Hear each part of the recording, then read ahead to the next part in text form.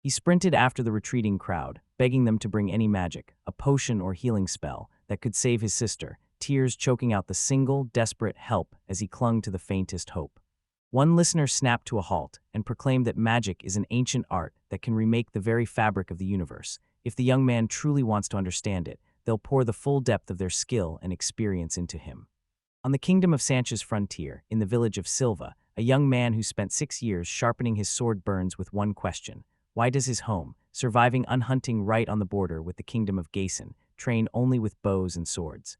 Curiosity about the villagers' lack of magic gnawed at the boy, and the master-locked eyes called him Ains, and barked that he must hold his stance, hurry his steps, and move with fiercer energy.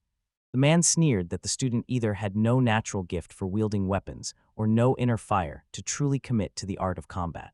Without warning, Ains decided to show his teacher something shocking. He summoned a tiny flame, or a thin ribbon of water, to dance in the hollow of his palm, and the trainer sneered that magic was useless in combat, bewildered as he demanded why Ains was so obsessed with it. The coach slammed the green light. Training was back and sparring was on. He pointed at Rossitz and Bag and told them to get ready. They snapped into perfect fighting stances, the air sizzled, and every athlete stared down the moment with iron determination. The crowd went silent, eyes wide, as the senior's strikes slammed home with full force and surgical precision. He hadn't realized those were only wooden swords. In a fight, he'd torch the enemy's blade with fire magic or slam the earth around their legs and lock them in place. He burned with longing to dive back into spellbooks and master the magical arts. The teacher announced Signs and Ains were next, and the opponent sneered at the boy, ordering him to ready himself because he was certain he'd never lose to a weakling like him. Ains roared he'd fight with magic, and that gamble cost him the fight. The victor felt no joy, while everyone else gaped, wondering why he'd chosen magic and if he was even okay. Relief surged through the boy. At least he had medicinal herbs, and he figured that with healing magic he'd instantly mend every wound. He summoned water magic, conjured a handful of ice cubes, and pressed them to his temples, clinging to the hope the bite of cold would dull the throbbing and steal his focus for what came next. He sprinted home, breathless, shouting that he'd returned. His mother beamed, warmly congratulated him on his return, and continued to prepare dinner, flooding the kitchen with a cozy atmosphere of family warmth and care. She ushered him to the sink, voice gentle but insistent. "Wash your hands, dinner's almost ready." Ains flicked his wrist, murmured a brief incantation, and a shimmering cloud of crystal-clear water bloomed around him, rinsing the grime from his hands as he summoned a whispering breeze to dry them. The father burst in, fixed his eyes on his son with swelling pride, and announced the boy had finally grown up. The young man, smiling faintly, asked his parent if it was really true he was that big now. He spotted a huge bump on his son's head and, worry threading his voice, asked what had happened, then cracked a small, rueful smile and joked that the kid had really been hit again. The boy, pain flaring, only grimaced, masking it so his father wouldn't notice. She fixed him with a steely glare, demanded he stop pestering the baby with his jokes and pranks and go wash his hands. He instantly agreed. His father told him Mom was furious because of his pranks. The boy blinked in disbelief and asked how he could have caused her anger, and his father said it wasn't about him personally, but about the ridiculous bump Dad accidentally ended up with on his head. Out of nowhere, Lena Gaver smacked his head, leaving the exact same bump and ordering him to wash his hands right away. Ian burst into loud laughter, thrilled his dad now sported the matching bump, jabbed a finger at it, and cackled. Day after day, their tight-knit family lived a beloved ritual. The young men packed their hours with laughter, bold family adventures, raw heartfelt moments, and the fierce, unwavering support of everyone who loved them. He plunged into bed that evening, snuggling into a blanket of peaceful sleep, then shot awake to discover the night had slipped away and a fresh night's darkness had already fallen. A little boy jolted awake before dawn and shouted for his mom, and Dad into a pitch-black room where he couldn't see a thing. Trying to edge downstairs, his foot snagged on something unknown and the young man fell. He stumbled onto a cold, motionless shape, then realization slammed into him. It was his own mother's body, lying beside him on the floor, utterly still. He froze, his heart plunging into a pit of horror as his mind refused to accept what his eyes were telling him. The boy flung the door open and froze, as the street outside exploded into a savage scene of chaos and violence. People tore through the shattered streets, screaming and begging for rescuers, while a woman's sobs split the air as she called in vain for her little girl who had vanished in the panic. Ross jammed inside a bag, spat furious threats, warning the perpetrators of the disaster they'd soon bitterly regret the crime they'd committed. In an instant, 2 young men were cut down, collapsing dead before the boy's horrified eyes. Horror ripped through the young man, his thoughts scrambled and he couldn't comprehend what had happened. When he raised his eyes, he spotted a terrified boy bolt from the scene of the tragedy, his figure flashing between the debris. A man thundered after the boy. Ains thanked God that signs had slipped free, then fate slammed shut and nothing could be undone. The pursuer slammed into the ill-fated teenager, right before the eyes of an onlooker, standing literally a few meters from the murder, and the onlooker froze, horror rooting him to the spot. Ains froze, dumbstruck by the enormity of what had happened as dread surged and helplessness coiled inside him, fear and shock devouring him, until he felt utterly alone and unmoored in this new reality. The magician suspected another survivor crouched nearby and barreled over, demanding why he'd stayed rooted instead of diving for cover with death closing in. The man announced that the boy's friends and relatives were falling one after another, vowed he wouldn't run or fight, figured the child wouldn't beg for his life either, and convinced himself he'd already accepted his fate. The magician's eyes swept the dead, each had clawed and lunged, fighting to the end, so why did the man before him stand there, refusing to fight? Ains sank to the ground, utterly motionless, his shoulders slumped, his gaze locked on some distant point as if he couldn't see it, his face stripped of every spark. Time froze for him and the raging chaos around him vanished. He'd chalked the man up as a mere distraction, then realization slammed into him. The behavior hid a far deeper motive. He smirked and admitted he couldn't care less about her. Her fate had been decided from the start. After a while the criminal scoffed and abandoned the murder. It would be too dull. This victim's spirit was a pale shadow beside the proud, fierce foes he'd fought before. With a cynical grin, the criminal revealed that every time he unleashed his most powerful spell, Lightning Bolt, he always saw the same strange thing, his victims' faces snapping into wide-eyed amazement and pure, delighted wonder at the magic's power. The confession landed, the attacker narrowed his eyes, channeled his power, and unleashed a lethal spell meant to obliterate the young man. The caster boomed, attack spell, then let faux pity drip from his words at the boy's refusal to run like his friends. He snarled at the young man to hurry up and end his worthless life, voice icy and dismissive of everyone, then let out a cynical, mocking laugh as if he were feasting on the other's pain. The child screamed in pain, gasping, "Where's my dad?" And Silica spun to her companion, shouting that he was still alive and needed help, begging him to clear the rubble, while the man only sneered, doubtful and convinced the child was already gone. He drew a long, shuddering breath and whispered that the baby teetered on the brink of death, clutching a single fragile thread of consciousness. 3 days later, inside one of the houses, 2 little twin sisters yanked at a grown woman's elegant skirt, shrieking that the boy had finally opened his eyes and come to after a long sleep, their bell-like cries flooding the room with joy and relief and sparking life through the whole house. They lunged at Silica and cried, "What do we do next?" stunned by the miracle unfolding, then yelped as they realized they'd splashed scalding water on themselves. Relief slammed into her, and joy exploded as the boy finally woke after a long stretch of oblivion. Startled, the girl blurted to her mother, "He didn't understand us," and her mother explained he was also from the village of Sylve. Silica crouched, voice low and steady, and told him he was now in the village of Tass. His home had been destroyed and no longer existed. The boy gave a hollow nod, the sorrow in his eyes saying he already knew. The interlocutor dropped the bomb. Except for the young man, no one in the village survived the disaster. The boy whispered that he already knew. She pressed on, her words landing like a blow. The boy had lost an arm and a leg in the crash. He insisted he knew it, Silica demanded. How? And he snapped that he'd watched every moment with his own eyes. He kept insisting he'd seen absolutely everything, but now his right eye couldn't see a thing. She urged them to leave him be. The daughter agreed, leaned in and asked, "What's your name?" He answered, "Inez."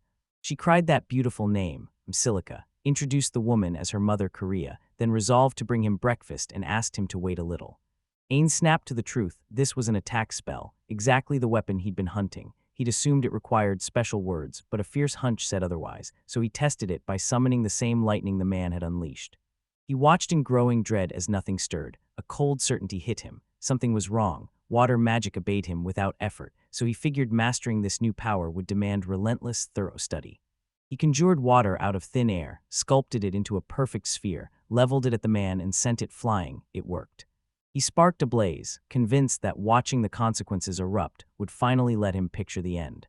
He forced his mind to paint the raging flame in blazing, unmistakable detail. Ains conjured a ravenous flame that devoured everything in its path. Then Silica burst in, chirping that she'd brought him steaming soup. The girl screamed, "There's a fire." Heat slammed into the room and the boy roared, "Put it out now." Silica gaped at the blistering heat, while Ains snapped awake to the truth. He had to vividly imagine the spell's final form to unleash it. The man roared that it all comes down to the power of imagination, and the guy sat bolt straight, utterly hooked. Silica bristled, searing him with a glare as she hissed, "That's not true." He leaned in, offering, "If you want, I can tell you more about magic," and she rebuffed him without a second thought. She snapped, furious that he'd only just woken and was already casting magic, then demanded, had he even thought about his home, his family, his friends, and did it really not bother him at all? Silica declared he was only 6 while she was 12, vowed right then to be his big sister and take him in, and the parents said they didn't mind. She knew the child was shattered. He'd lost a leg, an arm, and an eye, his heart raw with wounds. They found him barely alive, so she swore to drag him back from the edge and stitch his broken heart whole. 2 days later, the boys burst outside for fresh air, and one of the kids playing nearby sneered, "A stranger's here again." The children roared for the stranger to leave the village at once. When Silica snapped at them to stop hurling stones, the hooligans, cowed by her fury, bolted to hide from the scene. The sister pressed, "You okay?" He shrugged, saying Mrs. Correa had wrapped him up warm, so it must be chilly today. The girl cut in, saying she meant the people who defended him, not the weather. The boy puffed his chest and insisted nothing terrible had happened. He brushed off their antics like air. She burned with curiosity. Was he really that unmoved by everything happening, right up until they finally arrived at the right place? The boys hurtled toward a colossal, time-worn tree, a lone sentinel rising from the heart of an endless field. His sister asked if it was okay to leave him here. Ains shot a grateful smile at the girl. She stayed put like always, and the young man sprinted off to practice. Silica latched onto his wish to train magic in a quiet nearby spot, so they slipped here every day. At first the girl stood utterly stunned by the choice. A quiet truth crept up on her. She'd already grown used to the routine, and her brother thanked her before declaring practice over for the day. Silica shrugged off his thanks with a bashful smile, insisting it was nothing, as the boys whipped their heads toward the excited crowd swelling nearby. A shout from their father sliced the silence. The girl spun to him, worry cracking her voice as she demanded what had happened. He said the children had plunged into the forest and not one had come home since. Silica's stomach dropped. Why would they go there at night? Monsters prowled the outskirts. Evan rallied the villagers to gather and sweep the area for the missing children, then sent his daughter and son home with orders to ready themselves. Ains snapped, demanding the man let Silica go with him, and assuring him he could find his own way home. Evan apologized and beckoned Silica to follow. She urged the man to wait until they got home, and the young man's curiosity ignited. He had to know if the forest animals could wield magic. Ains slammed the spell into motion, and with Accelerate he tore straight through the storm's attempt to stop him. The boy shot forward, leaving a cluster of stroller-bound children behind, their tiny faces gaping in stunned bewilderment as the stranger vanished without warning. Ains plunged into the forest for the first time, every sense screaming that he had to move with razor-sharp caution and laser focus. Blinded by pitch darkness, he ignited the spell meant to wrench him out of the void and grant perfect vision and hearing, then flipped on search mode.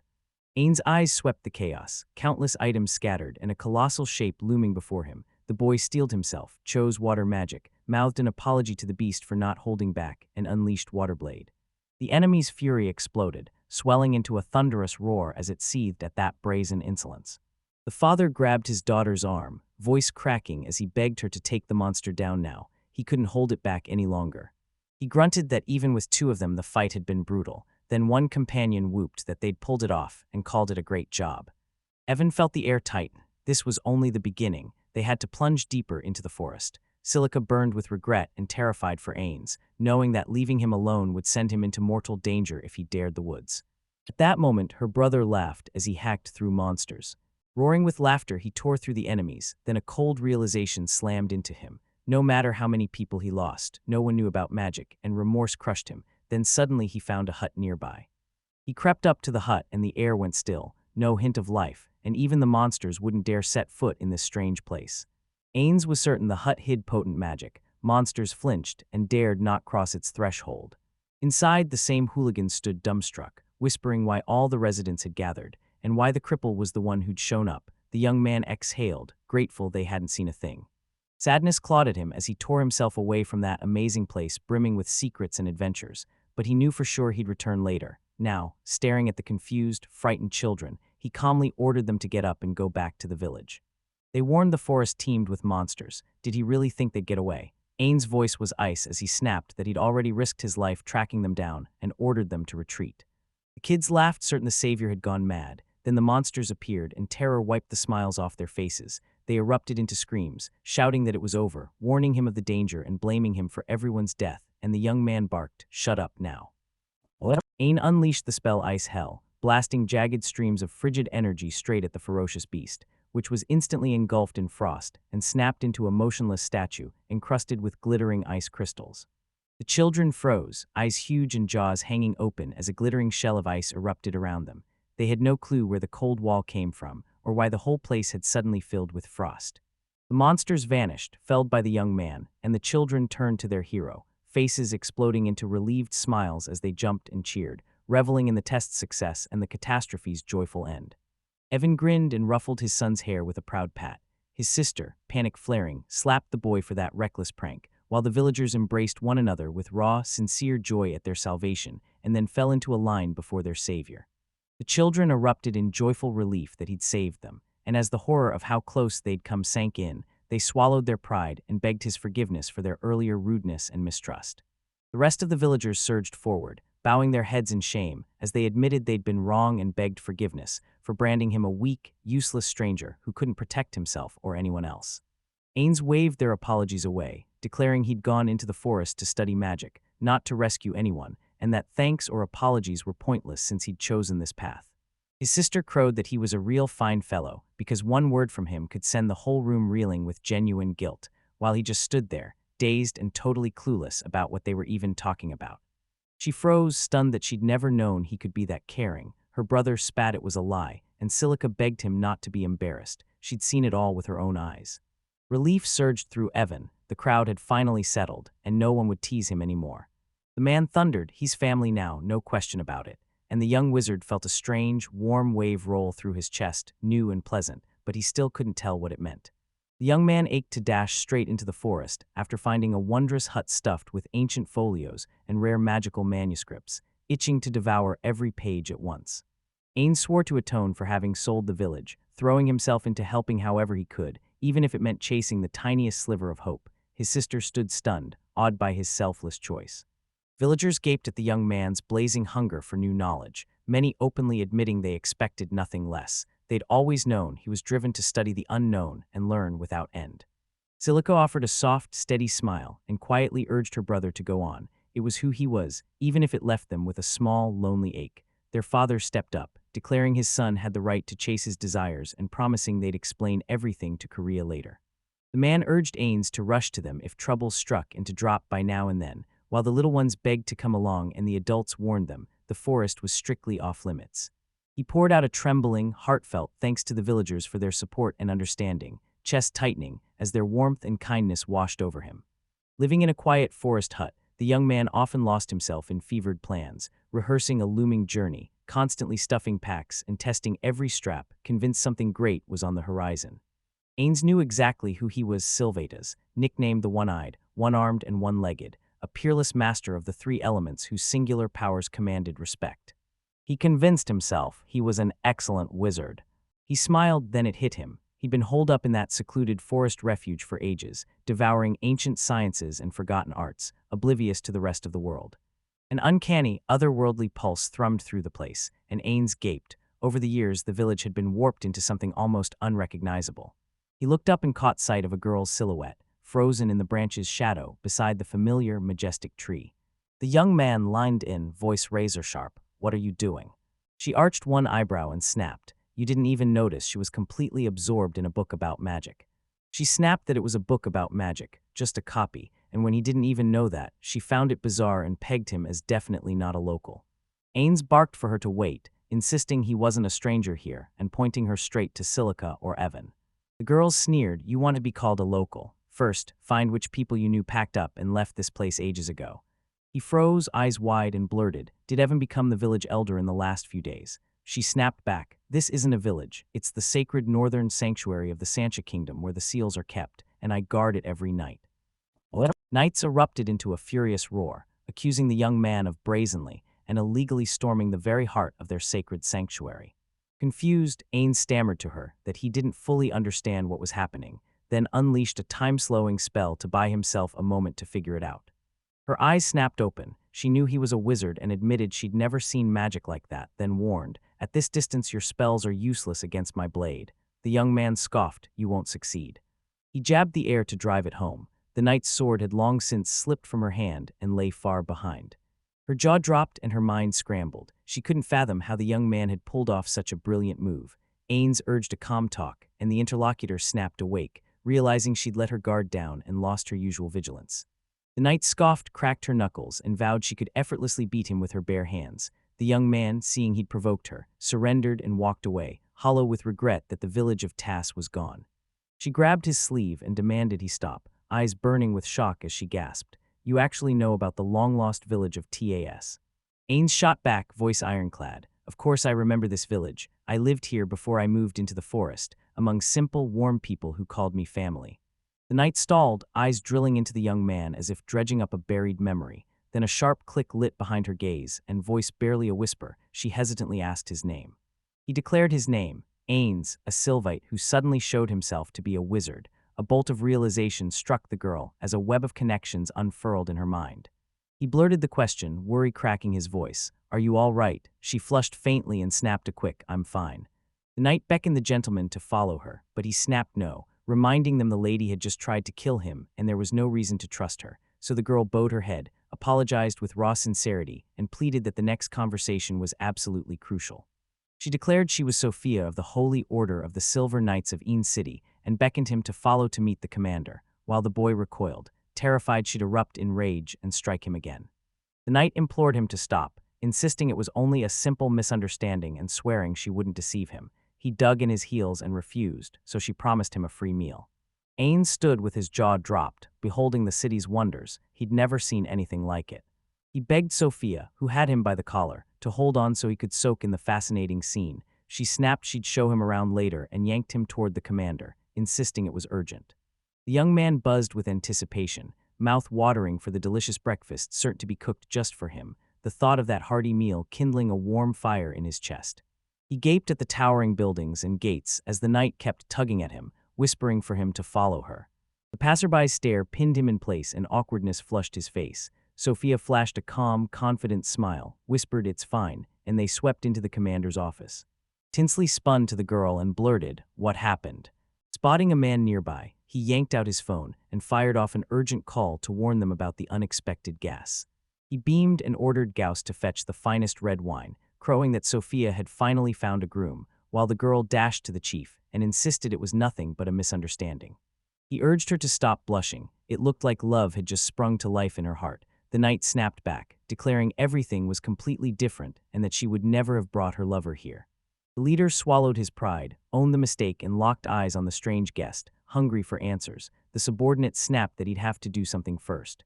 Sophia asked him to conjure a sumptuous breakfast for the guest, pile on exquisite desserts, and pour steaming, aromatic coffee so every detail shouted exceptional hospitality. He never actually said he liked coffee. The knight grinned at the confession while the commander scowled, completely baffled how to read those words. He locked eyes with the generous spread, flashed a delighted grin, and crisply murmured bon appetit to himself. He savored every bite, praising the cook's skill. If he'd laid out the case, the meeting with the young man under the tree and his role in saving the village, the commander clung to her every word and then delivered his verdict. She swallowed and admitted she had no hard proof. The boss cut in, calm and cert, saying lack of physical evidence wasn't a problem and vowing he'd personally comb through every lead to verify her claim. He pried the towering oak table aside inch by inch, muscles screaming, and uncovered a heavy metal hatch buried beneath. Proving his subordinate right, the leader drew out a book titled The Beginning and held it up before them. Everything began with a book that recounted events from 2,000 years ago and the legend of a magician named Ains. It thrummed with raw magic that burned ordinary eyes and let only a handful read it, and from its pages sprang the city of Ains and the Holy Order of the Silver Knights.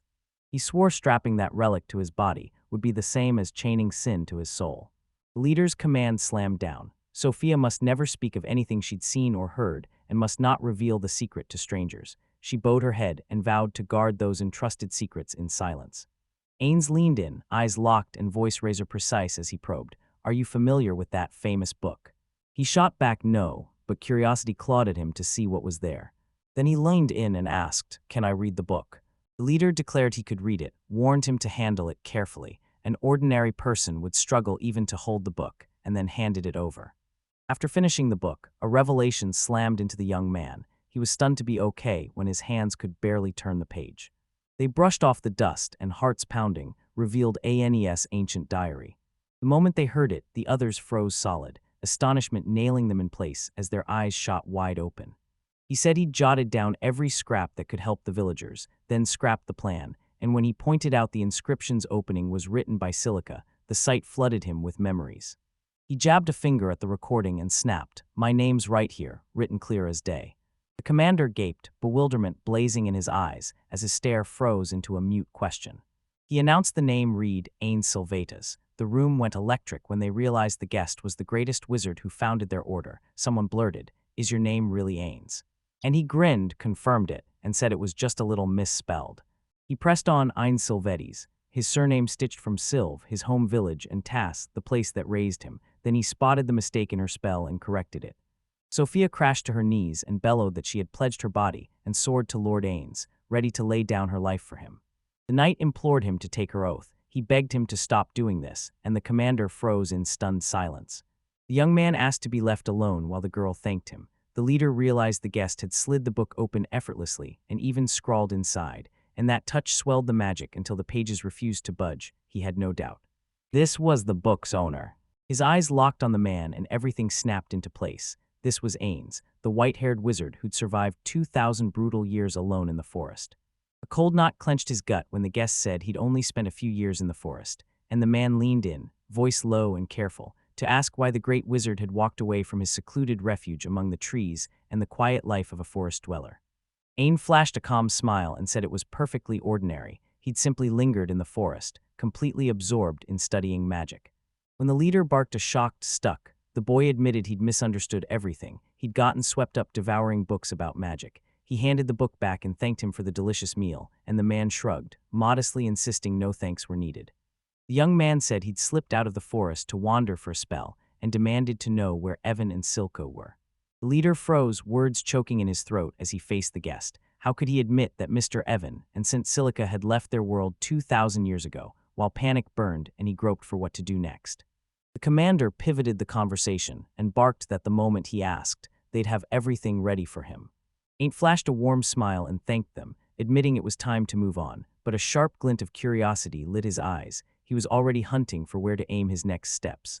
Sophia burst out, "Let's go to the kingdom of Kirk. It has a legendary academy for magic." The gentleman blinked, baffled. He had no idea which kingdom she meant. The girl revealed that the realm's greatest wizards flocked there to sharpen their magic. He called the magic academy breathtaking and winced. He should have gone there from day one. The knight scoffed, convinced he wouldn't learn a single thing there. The leader strode up to the young wizard and asked permission to prepare everything for the upcoming trip. He then introduced the girl, Sophia, as their guide, promising she'd show him everything, and Sophia, beaming with happiness and pride, confirmed she was ready to serve her new hero. The commander roared that this book had won them the victory, fattened their coffers, and even bent the wizards to their will, and he was certain the knight would prove useful to him. Ains' decision snapped into place, and he shot a curt, grateful "thank you" for the help. Sophia's eyes blazed with electric anticipation for the journey. She ripped herself free, shouting again and again that she couldn't wait another second. Lightning struck the wizard. Magic had been evolving the whole time, vaulting forward, and culture had surged right alongside it. He was spellbound, every nerve alight with fierce fascination. The boys plunged onward with iron resolve, crossing endless plains into the yawning unknown. Ains spun to Sophia, her stories of the kingdom of Kirk, dazzlingly unique and impressively versatile, blazing through his mind, and he asked, voice alight with genuine curiosity and a hunger to learn more. She shot back a proud "yes, that's exactly why they're called Silver Knights," her voice swelling with fierce pride at belonging to such a glorious order. She said the Silver Knights wielded raw, battle-forged magic, and every kingdom sought them out to hunt monsters or settle cross-border conflicts, all because of the white-haired Ains Sama. Doubt tightened his throat as he leaned in cautiously and asked the girl again for the gentleman's name.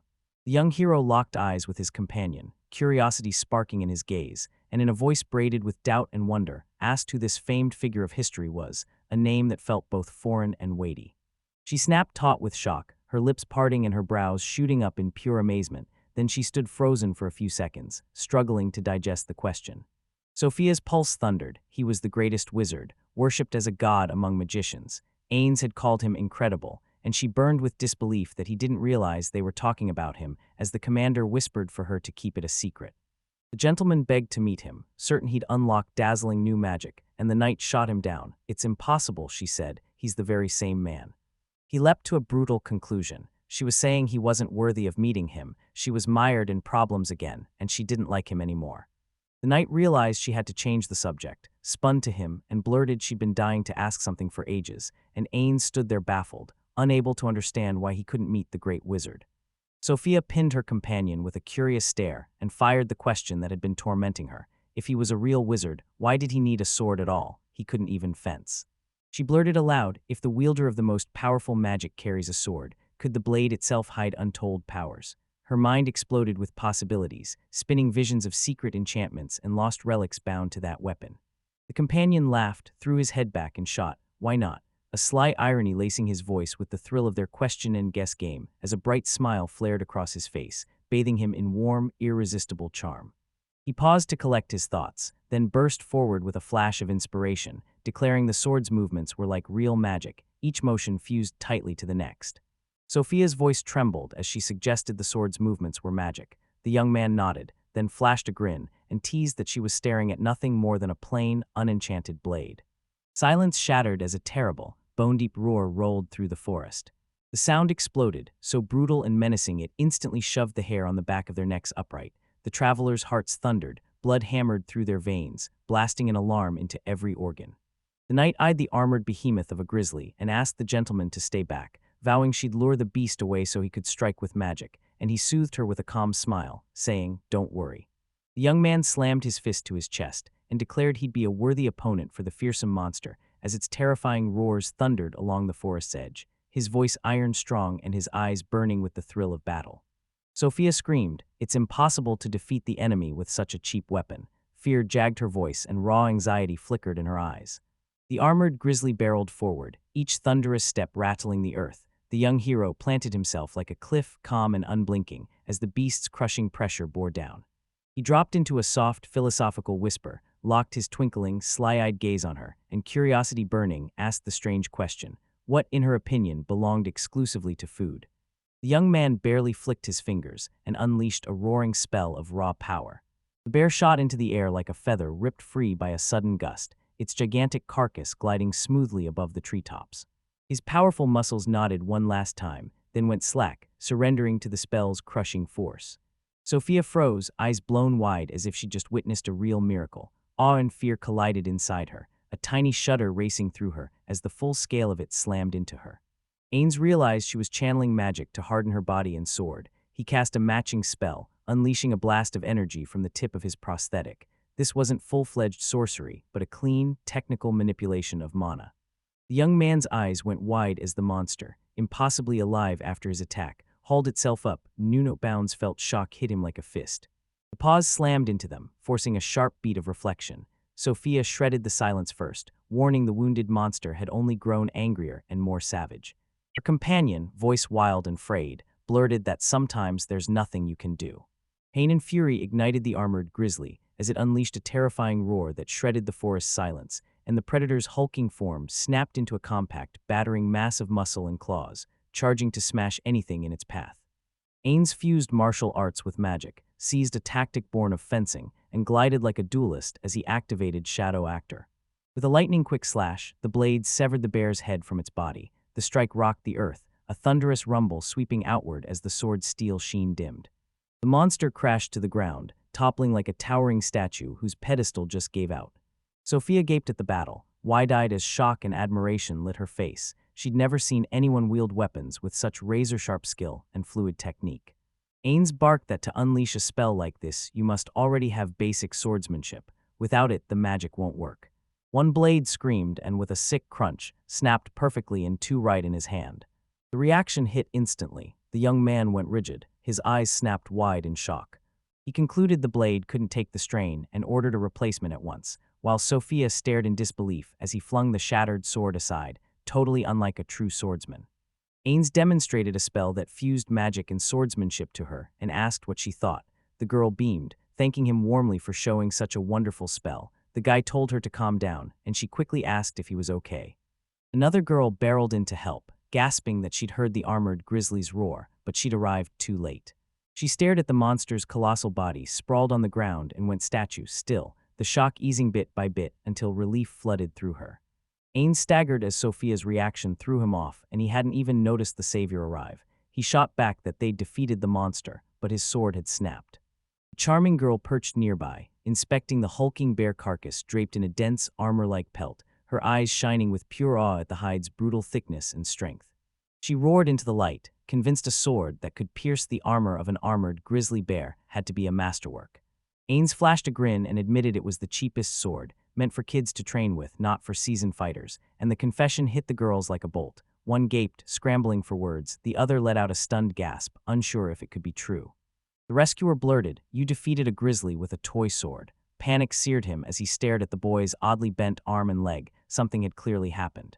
Ains held up a hand and told her to wait, insisting he didn't look suspicious at all, and asking his companion if that was true. Sophia admitted she didn't even know, and the young man snapped this was no time for sarcasm.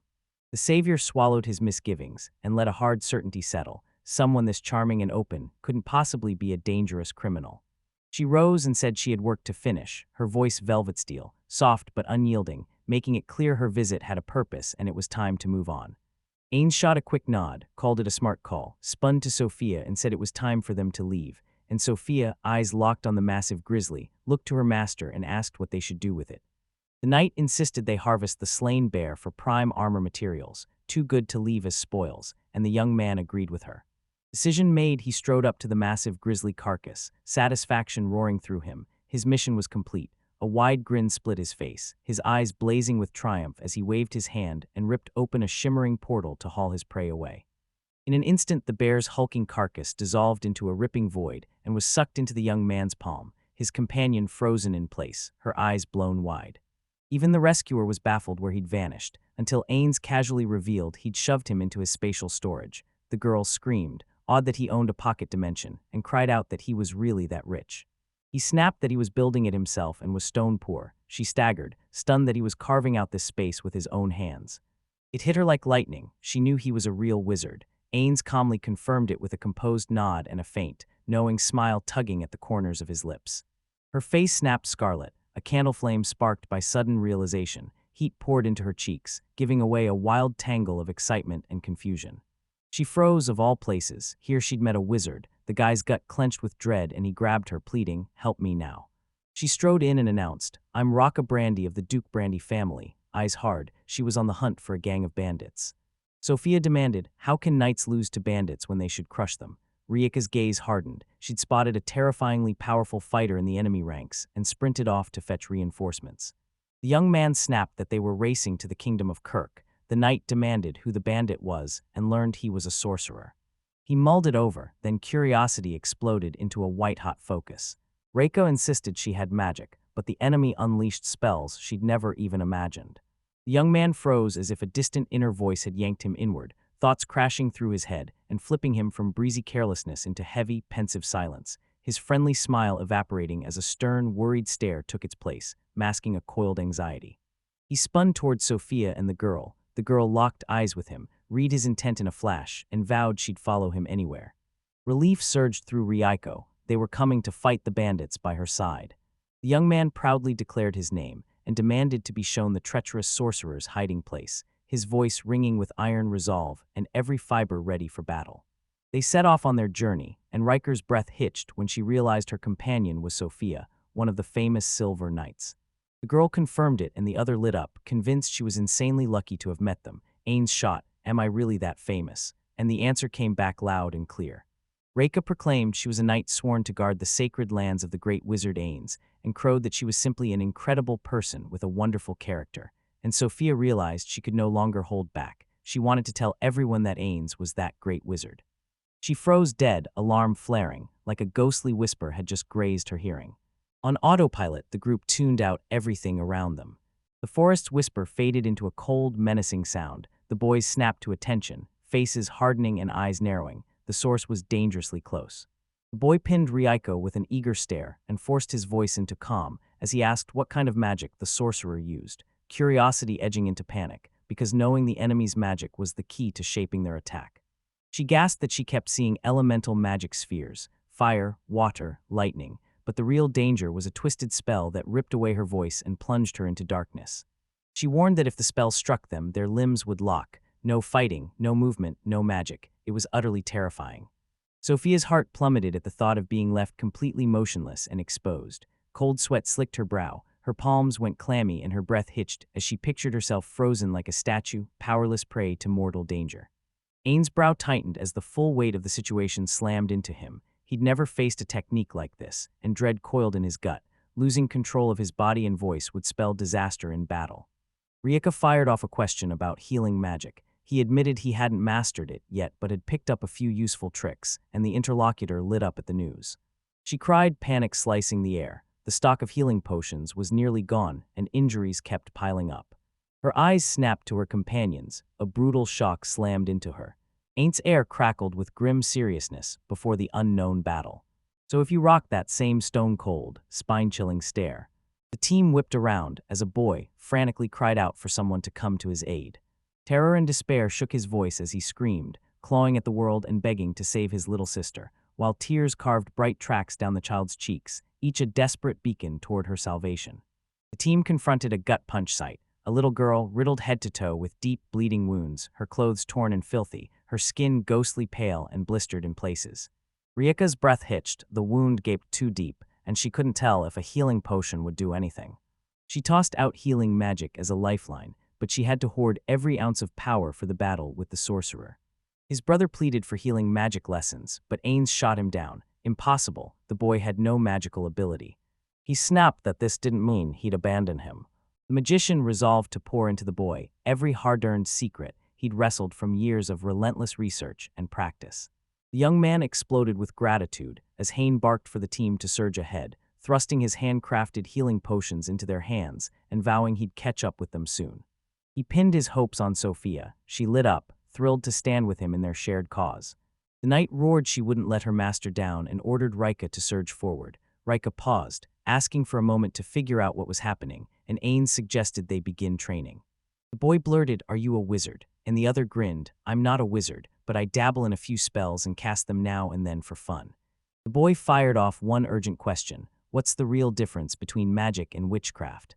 Ains roared that magic is bending nature's laws with raw magical energy, the very essence of power. You need a mountain of mana, and the more you're born with the mightier a wizard you'll become, but the boy had almost none.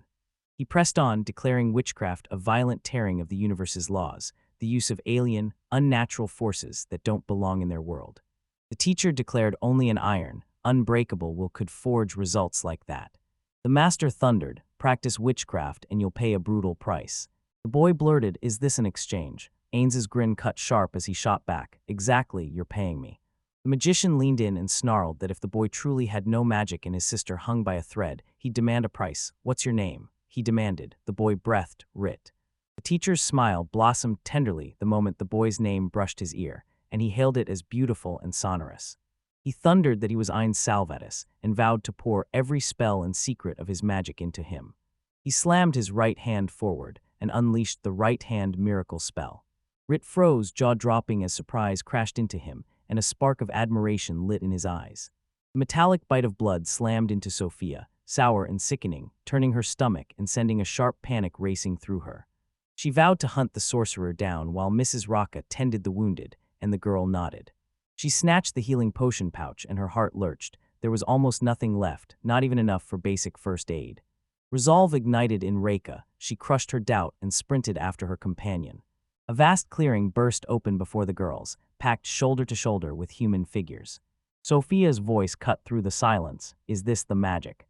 She knew it the moment the crowd froze, eyes vacant, everyone utterly lost, as if they had no clue where they were. The air clung to them, choking every breath as a poisonous shroud of death hung overhead. Sophia swore her companion hadn't exaggerated the spell, and the girl urged her to go there. Reika jabbed a steady finger at the tall man in the black cloak, looming in the heart of the battle, and cried out, "He's the sorcerer." The knight resolved to deal with him instantly. The thugs froze as a familiar silhouette cut into the fray, the same fearless girl who'd once tried to take them on. They vowed she wouldn't escape this time, and one of them prowled forward, a cruel grin on his face, ready to be the first to have fun with her. Indignation burned across the girl's face, lips pinched and jaw locked. When mockery and threats landed, she exploded, unleashing a torrent of outrage that accused men of vile deeds and moral decay. The knight's blade flashed once, cleaving both bandits' heads free and snuffing out their villainous lives in an instant.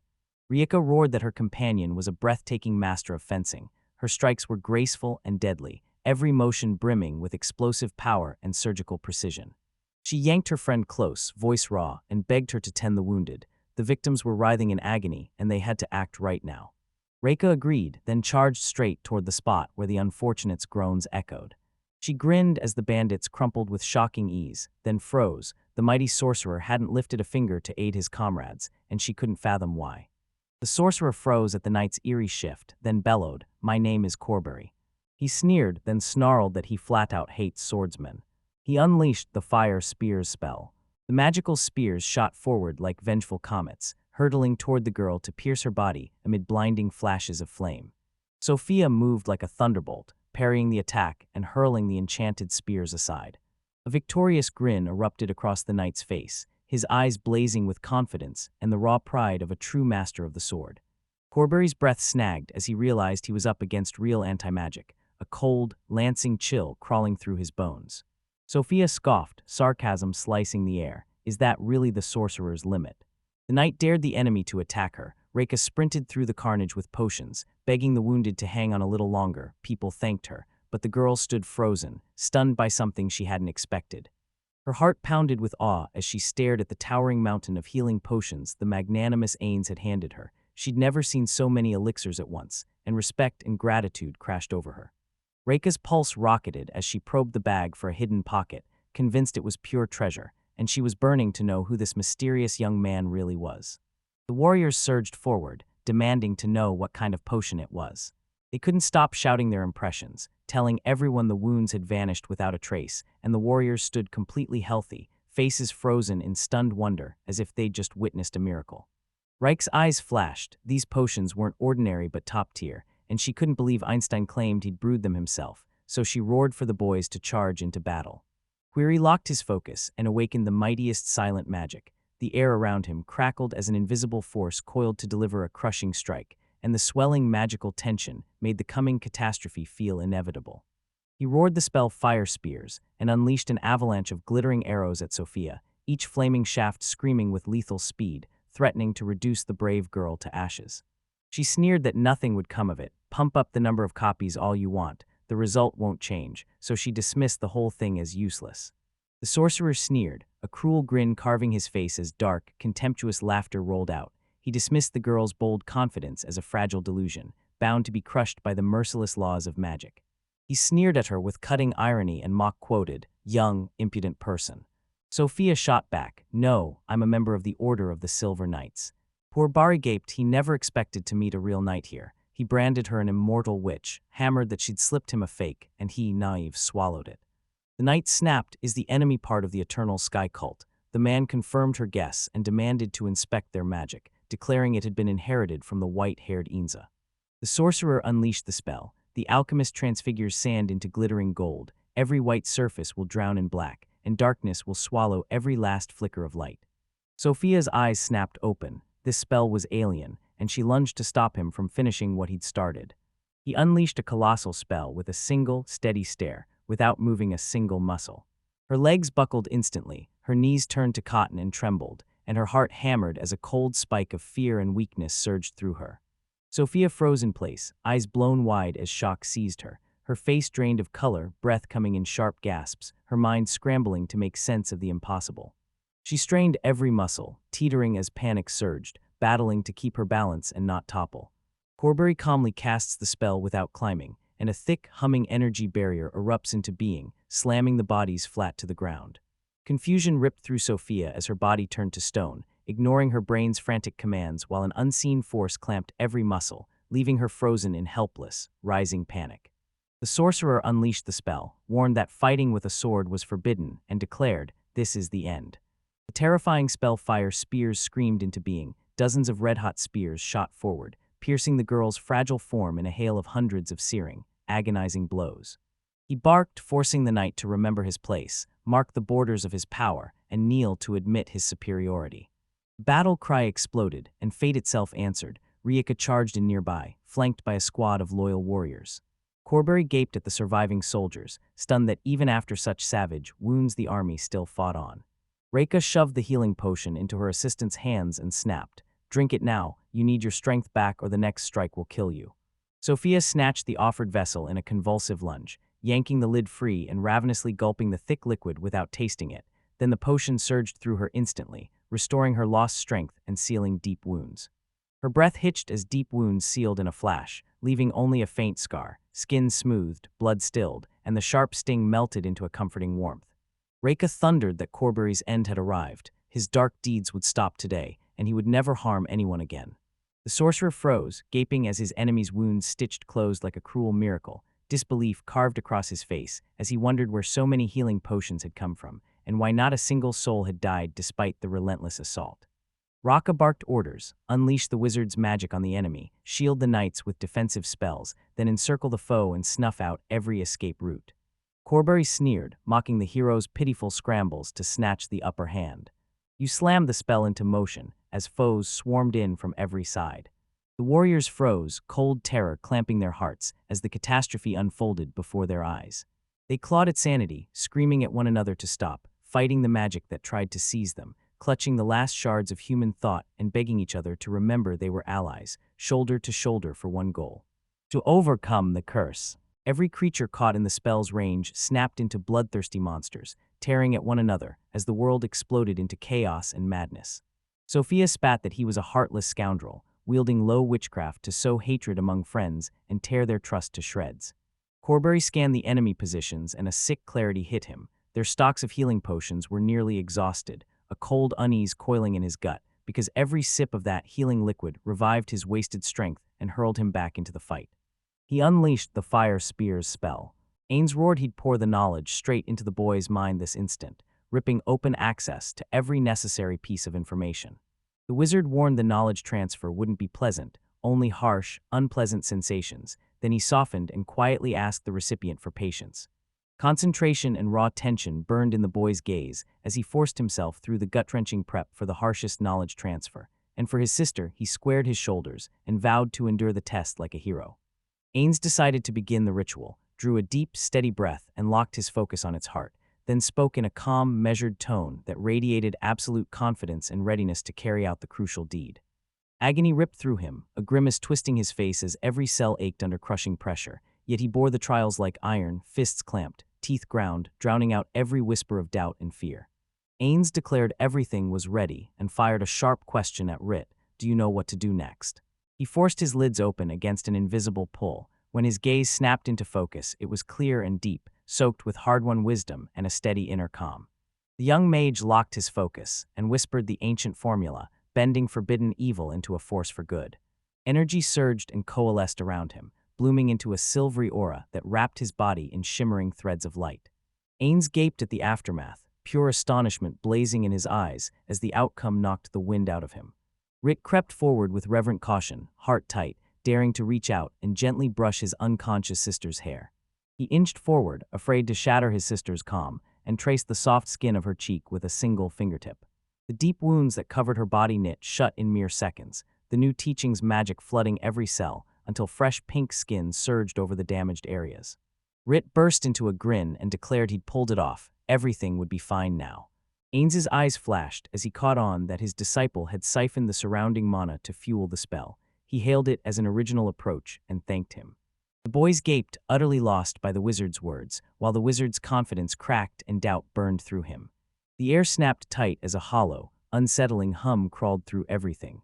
Rit stood eyes wide as the world snapped into absolute stillness. Movement froze, sounds vanished, the wind held its breath. Time had literally stopped, and raw shock slammed into him as fear of the unknown took hold. A crackling, shadowy voice charged him with breaking the laws of the universe. He slammed down the verdict. Ritz's fate was sealed. From now on, he could never harm another living soul.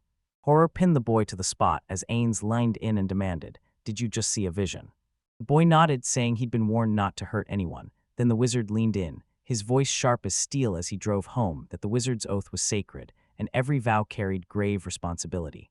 The magician pressed a finger to the student's lips, ordering him to stay silent and never breathe a word about what had happened.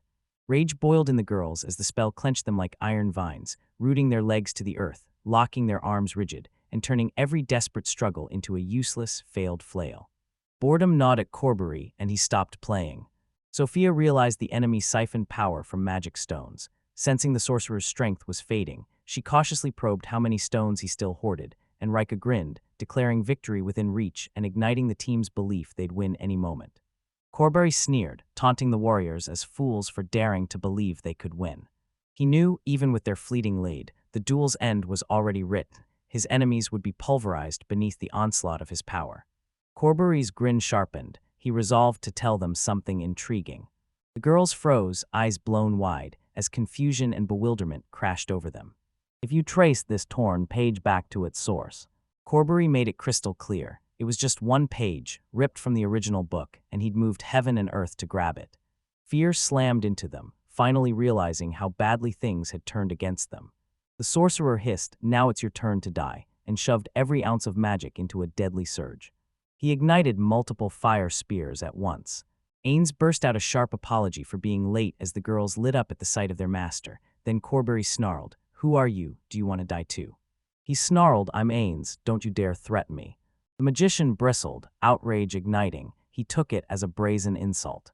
Irritated, the wizard swept his arms wide and ripped apart the seals he'd woven. The wards evaporated into air, and the bound warriors blinked back to life, pushing and flexing as control of their bodies returned.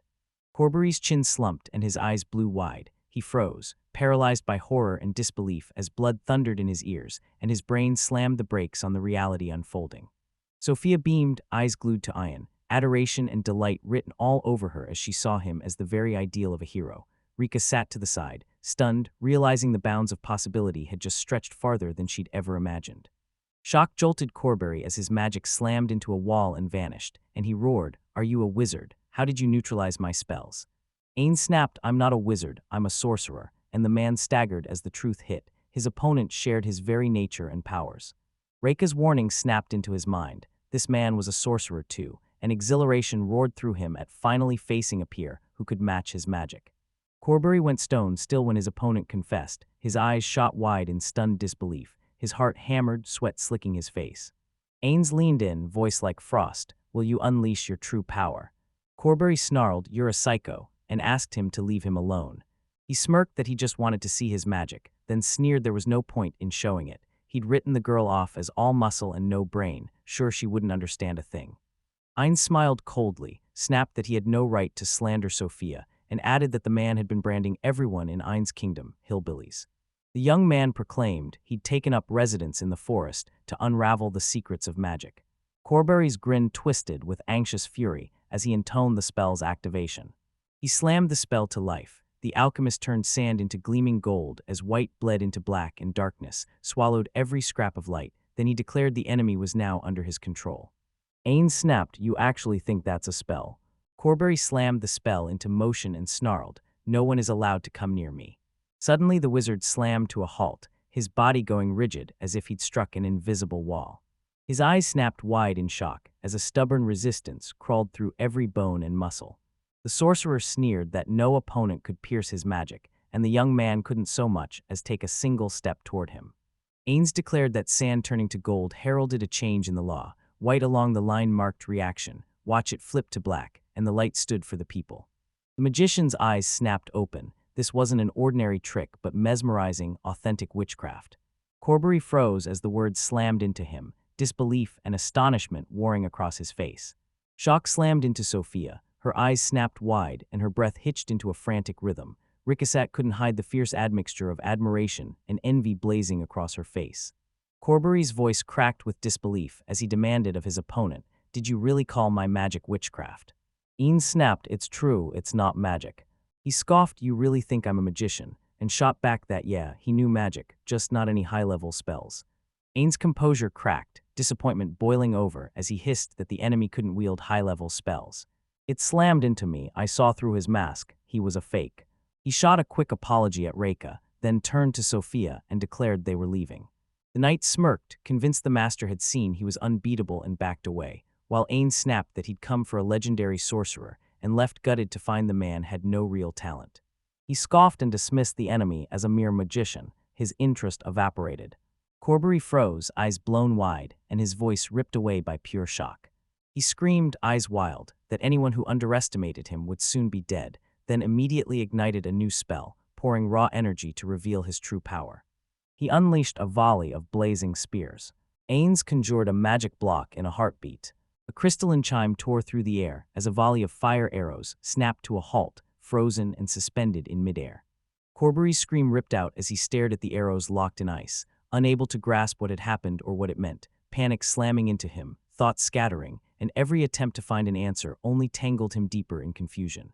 Ains shrugged it off as a simple spell, flashed a sly grin, and offered to demonstrate a few tricks he knew. He unleashed the spell. The alchemist transmuted sand into gold, every white bled into black, darkness devoured every scrap of light. Then he added a second one: magical objects were forbidden. He chose to start small. The third rule slammed into place: magic was strictly forbidden. Shock ripped through Corbury as he screamed the words for multiple fire arrows 3 times. Each time the spell died on his lips, and he couldn't believe it wasn't working. Ains scoffed that his opponent had let his skills rot and clung to a single spell. Pathetic. He should have at least honed his prohibition magic. He drove the point home by unleashing the exact spell you're forbidden to breathe on him. Corbury paled as terror ripped through him. In an instant, choking seized him. He clawed at his throat, gasping for air. Pain ripped through Corbury as the warriors froze, jaws dropping, unable to believe their own eyes. Ains activated the spell, "You are allowed to breathe," and the enemy instantly erupted into coughing and spitting as air flooded his lungs and his breath returned. He whirls on his people, fury roaring, and demands they kill him. She blasts the reward up to tenfold, leaving everyone stunned and bewildered. The crowd roars in unison: "Move, kill him," and several of them surge at the lone man all at once. A grin split his face as he challenged his enemies to let him unveil one utterly intriguing spell. He unleashes the Divine Hand's limit removal, lifts his glowing hand skyward. His enemies stare in shock as he first moves his palm, then snaps it shut into a crushing fist. After this, he picks off his opponents from a distance, carving them open as blood spills, and each one collapses to the ground. He plants himself before the fallen foes, staring them down as everyone else freezes, shock written on their faces. One of his enemies recoils, voice cracking as he chokes out, "What kind of magic was that, and who even is this guy?" The guy speaks with unnerving calm about the bare basics, bends the laws of nature, and focuses his desires into a force that can destroy this world's rules through his art of interfering with the universe, and he stands perfectly still. He flashes a confident grin, thrusts his hand forward, and declares to the enemies, "Behold the full power of my perfect magic." Scrabbling backward on his hands and knees, the enemy pleads in raw terror for the guy to stop and stay away. Ains, face like granite, snaps there's no need to kill him. He's actually part of a deadly cult. Interrogate him first. He whips his head back, displeasure blazing in his eyes, and snarls, "It's a pity this is a magical duel. Only one of them can remain alive." He yanks the terrified enemy by the hair. The man shudders with fear as the girls stare in stunned silence. Suddenly someone calls for Ainzama to wait again. Ains whirls and comes face to face with a wide-eyed, surprised girl. Beside her, another woman clutching her chest lashes out at Ains. Why not drag him to the capital as a prisoner? Mrs. Reika's family is powerful. She could pull strings to get them into the academy. She fires the question at Reik. Is this true? Reik meets her gaze. The girl smiles and agrees, promising her family's help will make it easy. Then they convince Science, and he nods, calm and agreeing. He looms over his terrified enemy and snarls, "So be it, I'm leaving this guy to Reika." With a stone-cold calm, he snaps that the other must not ask a single question, must lie flat on the ground, and once down is forbidden to rise. 2 carts thundered down the road, and someone shouted he'd thought they'd have to trudge the rest on foot. Everyone in the carriage erupted in thanks for Reika. She smiled and declared there would be no problem at all, and once they reached the mansion they'd enjoy a wonderful dinner. Ains proclaims it's perfect. Neither she nor Sophia can cook. She turns to Mr. Ains and asks why he told her that, then settles nearby, smiling as she thinks it's great.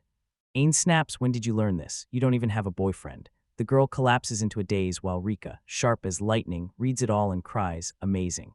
She waves it off, telling her not to pay attention and insisting she can cook. Reika narrows her eyes and demands if it's true. She admits she pours every hour into sword training, so she never has time to learn to cook.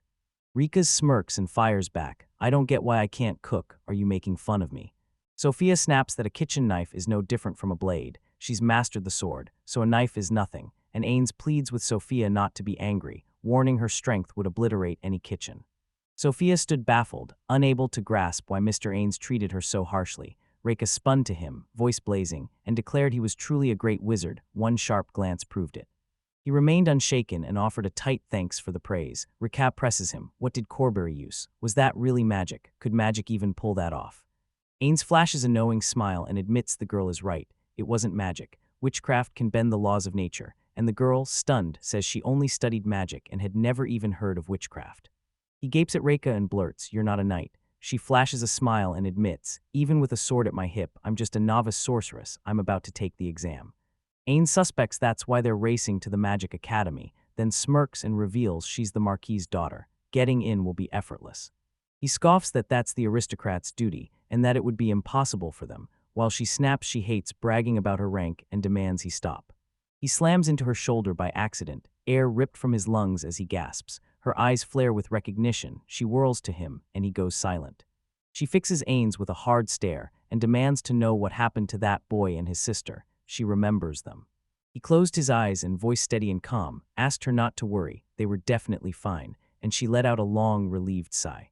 She demanded whether the protagonist had taught him healing magic. He snapped that he had no magic at all and revealed he'd taught him a simple craft instead. Everyone stared in stunned disbelief. He swears this evil is for the greater good, stole someone else's magic to wield as a healing power. Rich shocked him to his core, and now he's already itching for their next meeting. Shock knocked the wind from her, a boy that young had already mastered witchcraft. A man crackling with impossible magic sits right before her eyes, and when the coachman booms there almost in Kirk, the whole carriage falls silent, jaws dropping. Their carriage screeches to the gate as the coachman snaps for IDs. The girl beams yes, and Ains swallows, confessing he has none. She smirks and waves him off. Don't worry, claim you lost it in battle. With the Brandy family crew here, nobody's going to dare search. The gates swing wide as two guards plant themselves by the carriage and tell the coachman it's safe to drive through. He thanks them and urges the horses on. Ains flashed a calm smile and said they had no problems. The guy, convinced nobles could do anything, stiffened as something suddenly grabbed their attention. The carriage charges straight into the city, racing down streets lined with towering buildings as crowds press every sidewalk. Voices clashed and buzzed as everyone argued and traded sharp words, while one person fixed their gaze on the figure in the center, who stood in the spotlight demonstrating something. The main character bursts from the carriage and gapes at the sight, stunned, while the girl, calm as ever, announces they've reached their destination. Kirk throws open its gates and welcomes them into a vast kingdom, a towering castle looming at its very heart. At the vast, gorgeous mansion, someone rushes out as a carriage grinds to a halt, meets the people stepping down and calls the girl, Madame. She bursts in, tells Rish she's finally home, and that the people trailing behind are her guests, snaps an order to have dinner prepared for them, and the servants nod and spring into motion. He gaped at the sprawling grounds, stunned, and blurted to the girl, "Is this your family's estate? It's enormous." She nodded and replied, "Yes, it's one of the Brandy family's estates." These nobles hoard coin and pour it into obscene, sprawling estates while everyone else goes without, and the girl snarls that without their intervention, they'd have been hauled off and arrested for insulting an aristocrat. Banquet sprawls across the table, cutlery glinting at every plate. The main character drools, eyes wide and stunned at how mouthwateringly delicious everything looks. A glass of wine sits dead center in front of him. They swarm the girl at the head of the house, breathless. "Can we really eat it all? There's so much, we want to try everything." She lifts a hand and calls, "Brandy isn't here yet, wait a bit," when a sudden noise rips through the room. An adult, mustached man bursts into the room and cries, "Reika, are you injured?" Reika calmly greets her father and assures him she's completely fine, and he melts into a relieved, joyful grin. The man says the moment the message came that they were under enemy attack he fell apart, clamped his daughter to him in a desperate, sobbing embrace, and a servant snapped to Kansas that he was standing right in front of guests. Realization slams into him and the storm inside dies. Reika tells her father they saved her life, healed their people with potions, and faced down the magician. She snapped for permission, pointed at the main character and announced, "This is Ains, a monstrously powerful wizard, and he's pleased to meet the man." Beside him stands Sophia, cool and unflinching. Her armor bears the crest of the Order of Silver Knights. She inclines her head and declares she's pleased to meet him. She serves Lord Ains with unshakable loyalty. Stunned she could hear him, the man blurts a raw thank you for saving his daughter. They shove the conversation aside and dig into the food. They thank the man and dive into the food. The main character marvels that everything looks so luxurious, then apologizes for his manners because eating with one hand is awkward, and the man waves it off, saying not to worry. Reika demands why Einstein won't summon his right hand, and Einstein smirks, saying it was conjured with magic and can stay exposed. After all, it put together this feast for them. The main character unleashes the spell activation, the divine hand, and it materializes before him. Stunned, curiosity about the dish ignites, and he snatches a taste. Tears carved tracks down the protagonist's face as he gasps. It's bliss. The girl erupts in mocking laughter, and the man suddenly notices something. The man jabs a finger at this hand and asks, "What is it?" Sophia's eyes snap wide. She understands it all in an instant and spits. It's one of Lord Ains's spells. The man swears this magic will be seared into his memory forever. It's the exact sorcery of the immortal witch. He whirls to Mr. Ains and fires. "Did you save her daughter with magic?" Mr. Ains nods, and the girl beams. "It's true, everything's right, it was amazing." She poured her heart into the story, voice cracking, as she tried to explain what happened then, and the main character knew it was worth adding more details, yet the whole thing landed as something totally epic. The man caught on in a heartbeat and demanded, "Was your opponent Corbury?" She let out a grateful, "Thanks for getting rid of him," while his plate sat there empty. He leans in and says, "If you don't mind, come to the castle tomorrow. I want you to meet His Majesty," and the main character presses him about it again. The protagonist panics that they can't meet the king. He's never learned how to speak to royalty, so the man steps in and vows he'll go with them. Leave every worry for tomorrow. Tonight they sink into a well-earned rest, give thanks for the meal, and the man motions the servants to escort the guests to their rooms as night already falls outside. Relief washed over him and he exclaimed, "Today was insanely eventful." Ains sank into the bath, steam curling around him as he realized the most shocking thing was how much the village of Tasks had changed.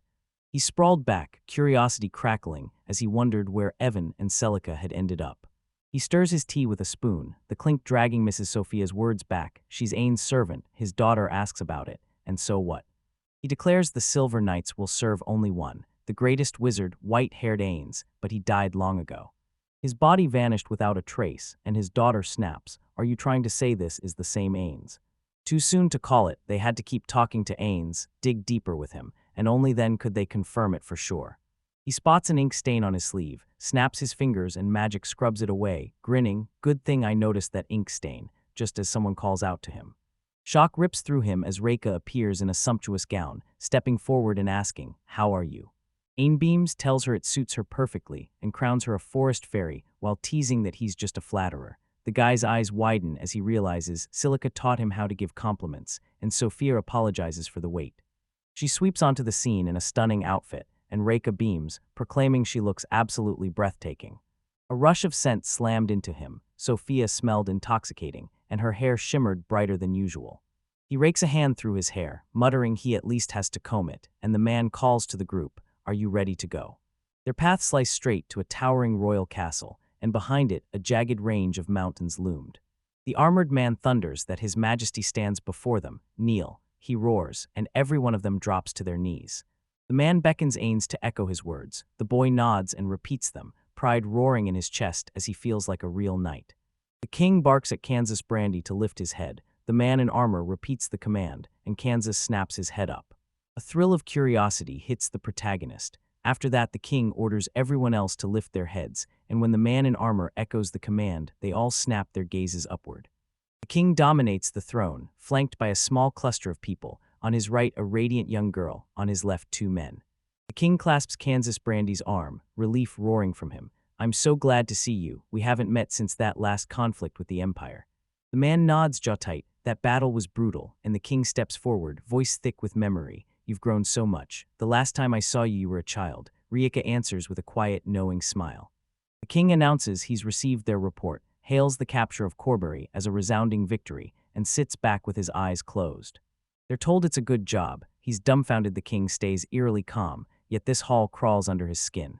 Raw magic crackles through the room, bending the air into a wildly strange sight, the guy thinks. The man announces his daughter captured Corbury, and the king reels in shock, leaning in to demand every last detail.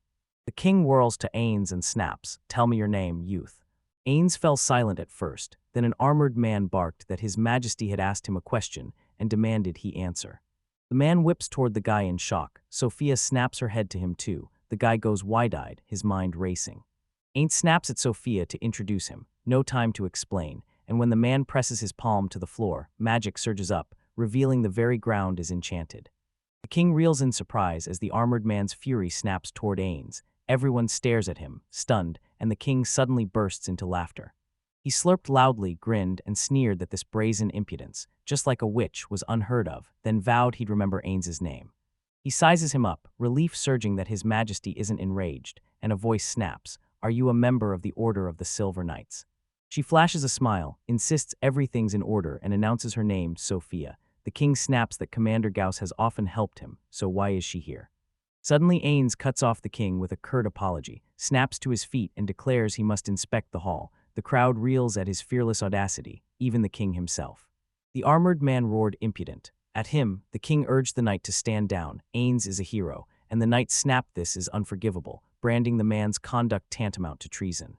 The knight charged at the main character, but Sophia planted herself between them. He barked, stepped back, and she shouted that she'd sworn to always protect her master. The king recalled the moment she dared call him Lord, and Reika implored Ains to stop. This was treason. He flashed a grin and asked, "What's so special about it?"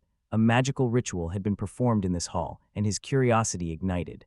A hat perched on her head, she muses what could possibly have driven that boy to call her at such an ungodly hour. The maid dares Lisa Lot to call his majesty a boy. Lisa snaps to her feet and declares, with fire, that to her he's still the same boy. She beams and insists the girl standing before her, clutching a gorgeous, oversized fan, is nothing to fear.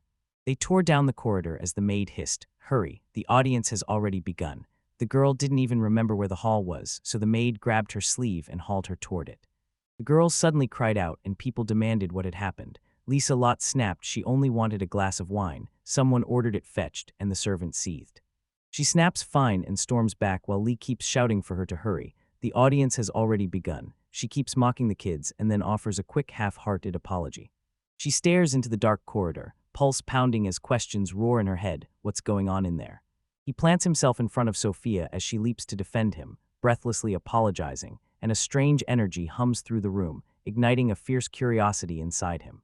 Rage boiled in Commander Knight as he barked, "What difference does it make?" Standing before the king, he's forced to prove his loyalty, and Ains presses the question again. With icy calm, he declares swearing fealty to the king would shred his oath to magic. That will never happen. Commander Knight explodes, hurling savage insults at the man, then a sharp command slices through his tirade and stops him cold.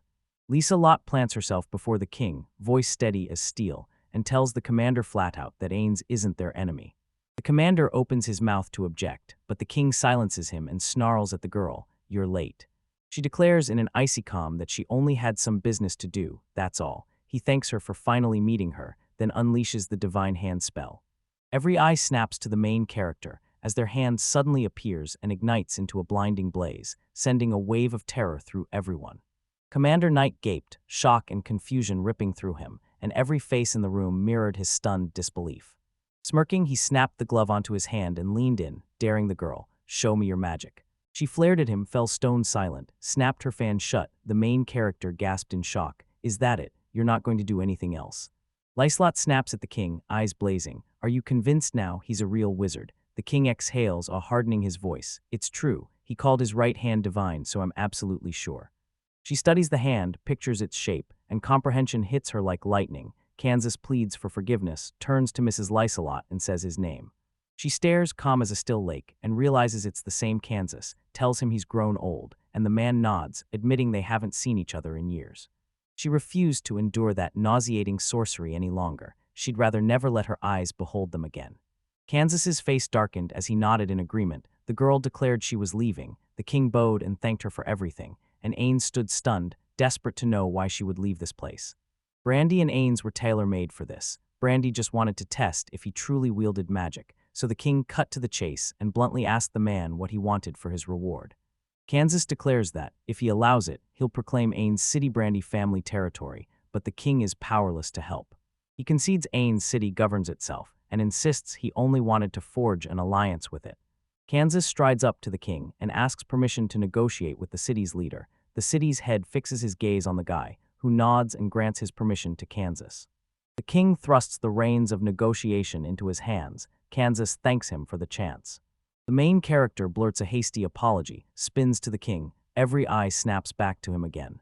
Ains strides up and asks the king to let him lay eyes on the throne. The king throws his head back laughing, and declares that the guy never stops astonishing him. She lifts her wine glass, eyes glittering, and declares that Marquis Brandy has brought a most intriguing child, have them tell her everything about him. The king roars they're absolutely certain he's a wizard, so what's the catch? Lisa Lott snaps that he insists his name is Ains Silvetus. She swears he's none other than the legendary greatest wizard and the true author of the original book, The Beginning, the white-haired Ains himself. All three froze, shock slamming into them at her thought, and one of the guys barked, "This can't be." Her teacher was the demon god Ains, locked in the forest, and the glass of wine in her hand burst into ash. He forged the idea of magic. She warns that dark times await them and pleads for them to brace themselves, because the appearance of a god always heralds trouble. She warns nothing, absolutely nothing, is more terrifying than an awakened god. After the audience dispersed, two carts, each yoked to a pair of snorting horses, barreled past each other down the street. The man leaned in, grin razor sharp. "You amaze me, thank God the king never ordered your execution." Then gloom washed over him and he folded his arms. He corners the man and grills him. What happened? Was he ill? Did the castle roast him or freeze him to the bone? Why did he behave like that?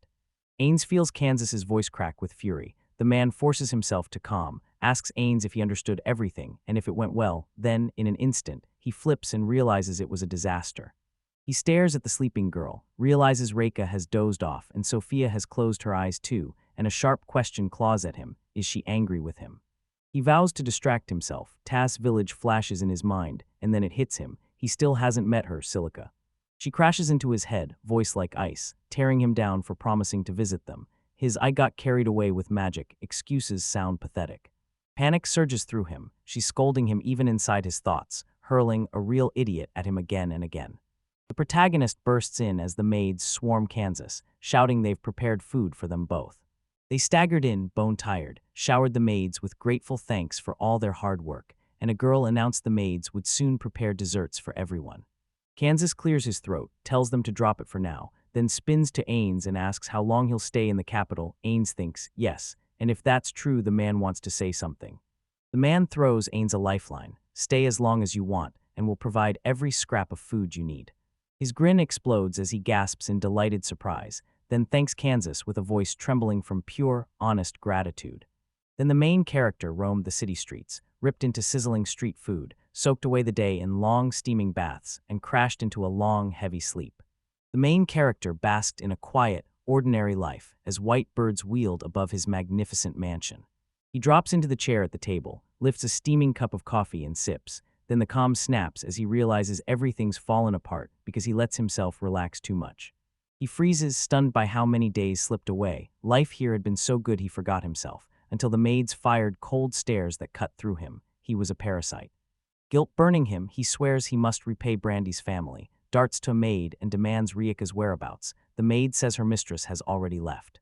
She plunged into the garden to train with Mrs. Sophia. Just a stone's throw away, the Academy of Magic's entrance exam was underway, and he reeled as the memory hit. He bolts upright and rockets into the street, shouting he'll help Reika train today and be useful, while the maid waves and calls after him, wishing him a good journey. In the garden right in front of the mansion, a fierce training fight erupts. Two girls erupt into a fierce duel, unleashing relentless attacks and answering each strike with razor-quick blocks, trading blows that put their honed skills on full display. The girl's sword rockets from her grasp. Reika crumples to her knees, lungs burning, as Sophia closes in. Sophia flashes a grin and tells her friend her skills have skyrocketed, but she insists she must keep training to face physically stronger foes and stay on guard. A maid stands behind her. Reika pleads again, but Sophia refuses. She demands a break, warning that training like this will only cause harm. The girl snaps to protest, but someone cuts in, calling it a good fight. Sophia beams, throwing a bright good morning at Ain, and Reika spins toward him, wide-eyed, blurting, "Are you off for another walk?" He snaps no, today he's helping her train, and she knows he can't withstand the maid's piercing stare. He tells Reika Ains is a noble man. Lately Ains just roams the city, soaks in baths and sleeps until noon, yet never for a second stops sharpening his magic, and the guy begs them to spare him. Reika admits she admires his sword skills but says they're on a break. It's not meant to be. The guy pleads for help, and if he doesn't step up he'll be branded a parasite, so he has to do something, anything. Ian smirks, asks why he doesn't train with her, and snaps, let him show her again the spell he used to defeat the armored grizzly. Her proposal hit him like a thunderclap. His jaw dropped, but he swallowed his surprise and granted her wish. He grins and declares it's far too soon for her to learn that, but she can watch. Then he asks her for the sword. Reika's eyes go wide as she gasps, demanding what kind of spell it is and whether he uses magic when he swings. The protagonist asks her to explain how magic works, and the girl replies, "Gather magical energy in your core, unleash it outward, and picture the spell's results so clearly it snaps into being." Ains tells her she's right. Magic's power depends on how much energy a caster hoards and hones inside their body. They forge the spell's foundation from the text, force that power out of their flesh, and carve a channel for the magic to surge. Sophia wields masterful magic control and flawless spellcasting, but she cannot unleash mass spells. Her powers split into two kinds, internal and external, and she stands stunned by the discovery. Intermagic's simple. Feel it rise inside you and unleash it. Sophia downed a potion. Did she feel a jolt as her wounds sealed? She bursts out, "Yes," and says something invisible is racing through every inch of her body. I snapped, "That was magical energy, you can still feel it," and she falls silent, her eyes sliding shut. A halo of light erupts around her. She rips her eyes open and cries that she can actually feel it, the main character whooping that it's amazing as the sensation rushes through her like a surge of raw strength. Reika pleads with Ains to wait, desperate to know if she'll even feel it. She has magic too, yet it lies dormant. Why can't she call it forth? She admits it's all about her movements. She's been moving just a fraction off, and when realization slams into her, she snaps, "Say that again." He barked that the one rule was no mistakes. She must know how every muscle in her body works, because if she tries to strengthen without that knowledge, she could utterly destroy her body. She'll lock that away in her mind as Reika fires, so the whole point is that Sophia is much stronger and has far better control over her body, and the main character grins, exactly. He snaps at Sophia to activate body strengthening, vows he won't hold back, and urges her to fall back even farther. She asks if this is enough, but the man snaps for them to back up even farther. He warns Reika this place is dangerous and orders her aside, leaving the girl and the maid frozen in stunned disbelief. The main character squared off before Sophia, every nerve taut, while the girls clustered to the side, eyes locked on them. Shock slammed into Reika. As the maiden warned him, his blade couldn't reach Sophia, and the main character stepped forward to ask her if she is ready. She plants herself calmly in front of him and nods, then coolly warns him she's about to strike. She lunges at him. He snaps back with a brutal counterattack that leaves Reika frozen in shock. Sophia staggers in shock. Reika's heart freezes as she realizes he struck her from that distance. He locks eyes and snaps, "Do you understand now?" Then he surges forward. It's his turn. He lunged at Sophia. She blocked the blow with icy calm. He struck again, and after that she flew back. Everything around them collapses into a choking cloud of dust and rubble, obliterating their sight as both girls stand frozen, watching in deadly silence. Reika snapped, "Do you see them?" The maid blinked, perplexed, then shook her head, "No." She can only say one thing: the boss is going to be furious. The girl and the main character stand frozen, eyes wide, staring at the smoldering wreckage they caused. Kansas scowled, forcing out a clipped "thanks" for ripping up their garden. Now they can even carve out a whole little town here. He snaps that this is his favorite garden, snarling that if they need vegetables so badly, they can just ask. From now on they'll eat only them, and he knows he'd be better off taking a walk. 2 weeks until the entrance exam. Reika has spent every moment drilling with her sword, forging each swing into razor-sharp precision. Sophia snaps at the girl to slow down. She needs razor-sharp focus for every movement. The girl agrees, and Ains stands by with a calm, unreadable expression. She agrees, eyes blazing. Casting spells is just one way to bring magic to life. Don't lock your mind into thinking it's the only path. She swears that once she gets the hang of it, she'll be a real magician. Then she crumples, completely drained. A man barrels up to Mr. Ains and Sophia and snaps, "Will you be at the exam with Reika?" They all sit together at the table, and the main character instantly slams his hand down, roaring that he's not opposed, he's all in. Ains' curiosity ignited at how strong the Academy's magicians were. Kansas brightened at the news. The girl turned to her father and vowed she'd handle it, and the man replied he believed in her. He blurts, "Can I jump into the exam too, or will that just cause problems?" Kansas snapped that the application window was closed, but he can still bring one servant to the exam. Reika can go with him as that attendant. He gives a sharp nod, and Reika's face flashes scarlet as she stammers that, now that he's her servant, he'll obey her every command. The guy vows he'll do anything. The girl waves it off as a joke, and Fia snaps that she'll even send herself as a servant of the servant. This is impossible. The girl plants her feet and vows she will never leave Lord Ains. On exam day, he's told they've finally arrived, and he blurts, "Is this a magic academy? This place is massive." Reika snaps, glaring at Ains. Where do you think you're going? Servants can't leave their masters. The main character gapes at the swelling crowd and snaps. Are they all students? There are so many. Riker pipes up that ordinary people can attend the exam too, and someone calls out a greeting to a nearby girl. A young girl storms up to her. Behind him, a bespectacled man strolls with unnerving calm. Raka's eyes snap. She recognizes Kirsha. She fires a bright good morning and swells with relief that she came. Worry had been clawing at her, so his presence is a lifeline. A man slips up to her side after a long absence, and when asked if he's here as a servant, he nods. He strides forward and greets the princess. She brightens and asks breathlessly, "We haven't seen each other in ages, are you Ains?" He apologizes for his behavior last time. She snaps that he put on a full-blown spectacle. Siddle's eyes widen as he realizes he's the very guy Mrs. Lysolot singled out. Is he taking the exam too? He snaps no, he's here as Reika's servant and only wanted to see the academy, and Mrs. Lace is that the woman in the red dress. Kayesha declares it true. She's the court magician and her father's advisor. Someone booms a greeting to all the students, and every eye snaps there. Clutching a sheet of paper, he roars into the loudspeaker. First, everyone will face a written test, and you must sit in the seats that match your numbers. Stunned, he blurted, "Is this a magic instrument that amplifies the voice? How did I not think of that before?" Reika turns to Ains, declares she's going, and tells him to wish her luck. A nearby guy says she can handle it. Then the man orders the observers into the waiting area. Seidel urges Ains to go and Ains agrees. Then a disgruntled man snaps, "Is this a place to wait? Why are the chairs so uncomfortable?" He's actually a servant of Darius from the Sobi house. Siddle flips his glasses up, chest puffed, bragging he serves the Sobi family at every chance, but when it comes to this, he knows to keep his hands off. A guy with a loudspeaker booms that the written exam has begun as many students sit at tables. They're hunched over their papers, scribbling fiercely. When Ains asks Seidel what kind of test this is, and Seidel shoots back that it covers mathematics, history, magical knowledge, and spellcasting, 4 brutal fields that are very difficult to prepare for, even with tutors. The protagonist catches on and snaps, "What's so hard about this?" Siddle stammers, "I didn't realize the problem was in the paper." The main character fixed a stone-cold stare on the paper, trying to decipher what it even was, every line jumbled into chaos. Siddle finally understands it's not ordinary paper, but a magical instrument. The exam must be assembled before the questions can even materialize, and he reels in stunned disbelief.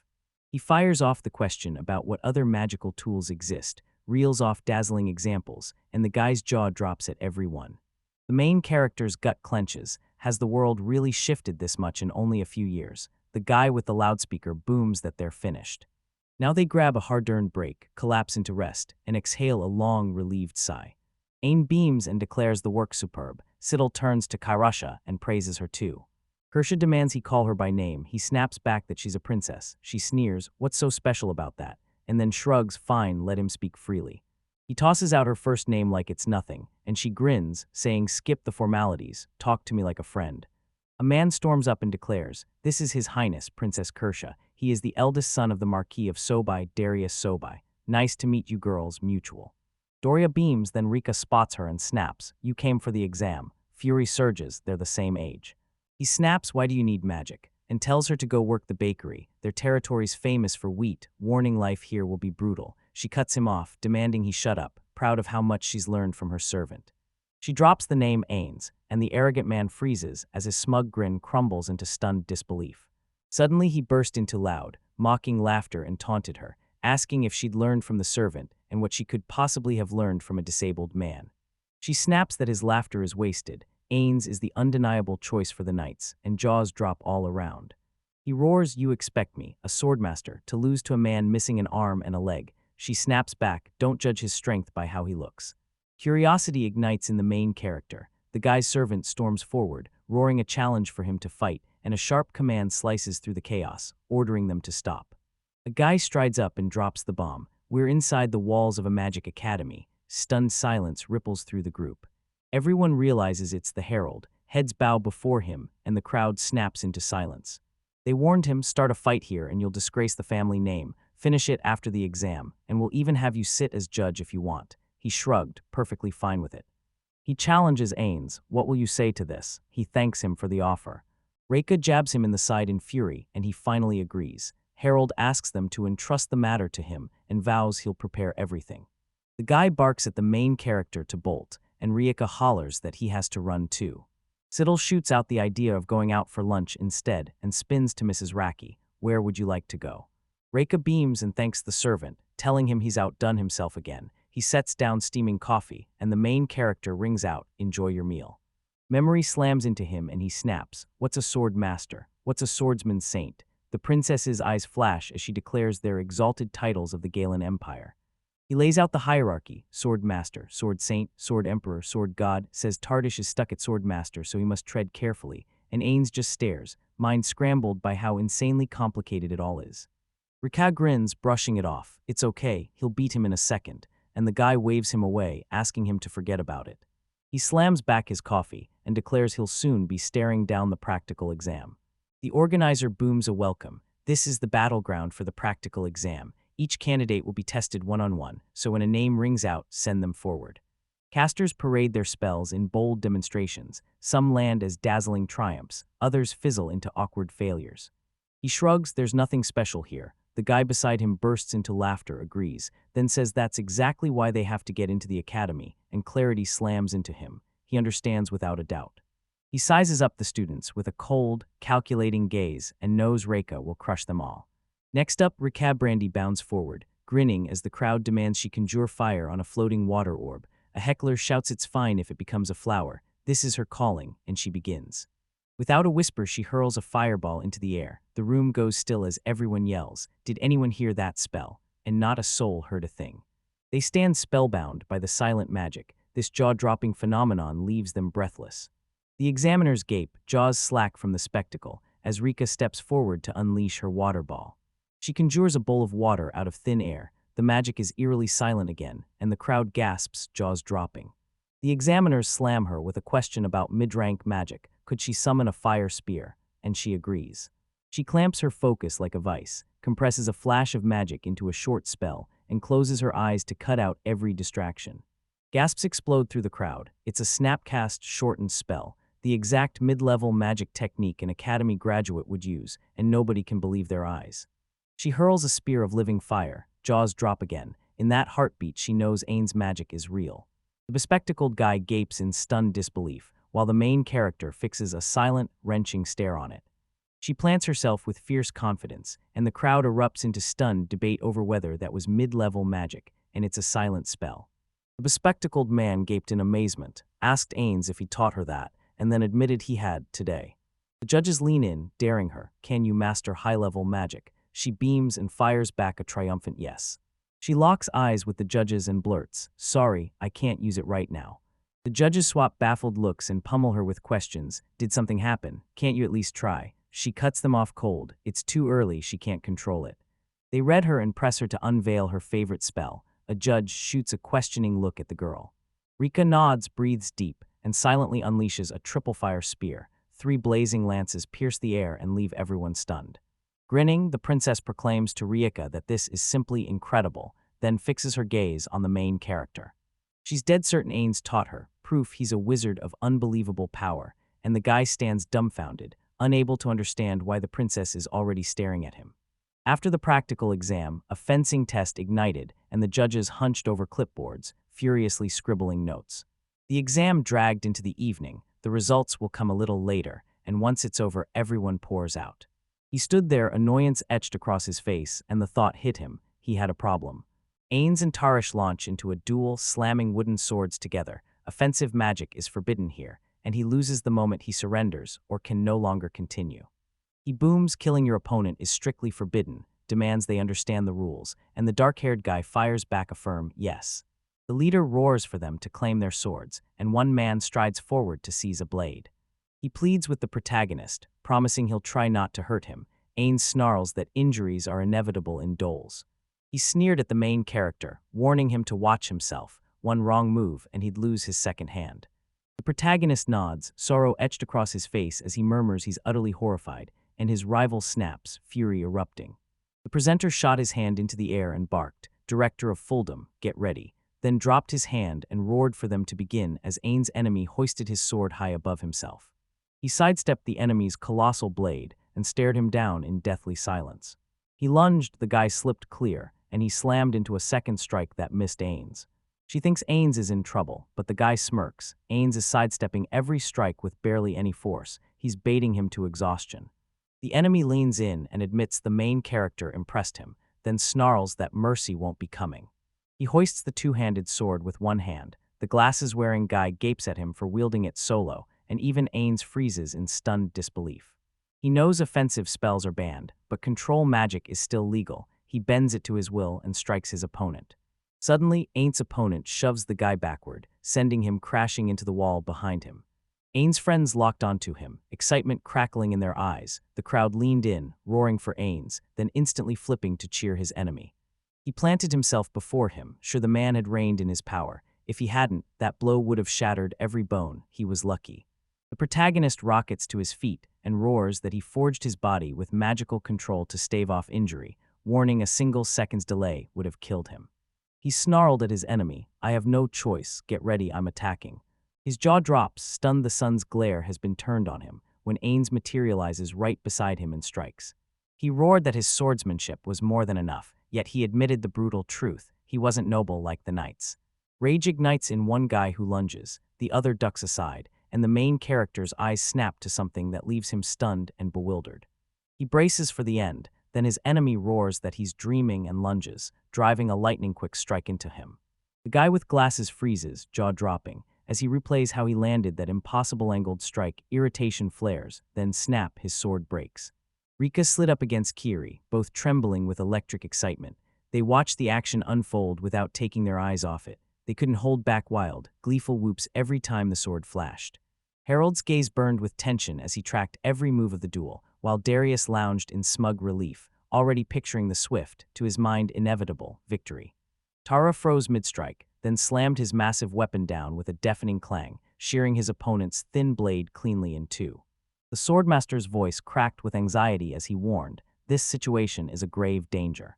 He leveled his last weapon at the defenseless Ains and roared that he was supreme, that triumph was his by right.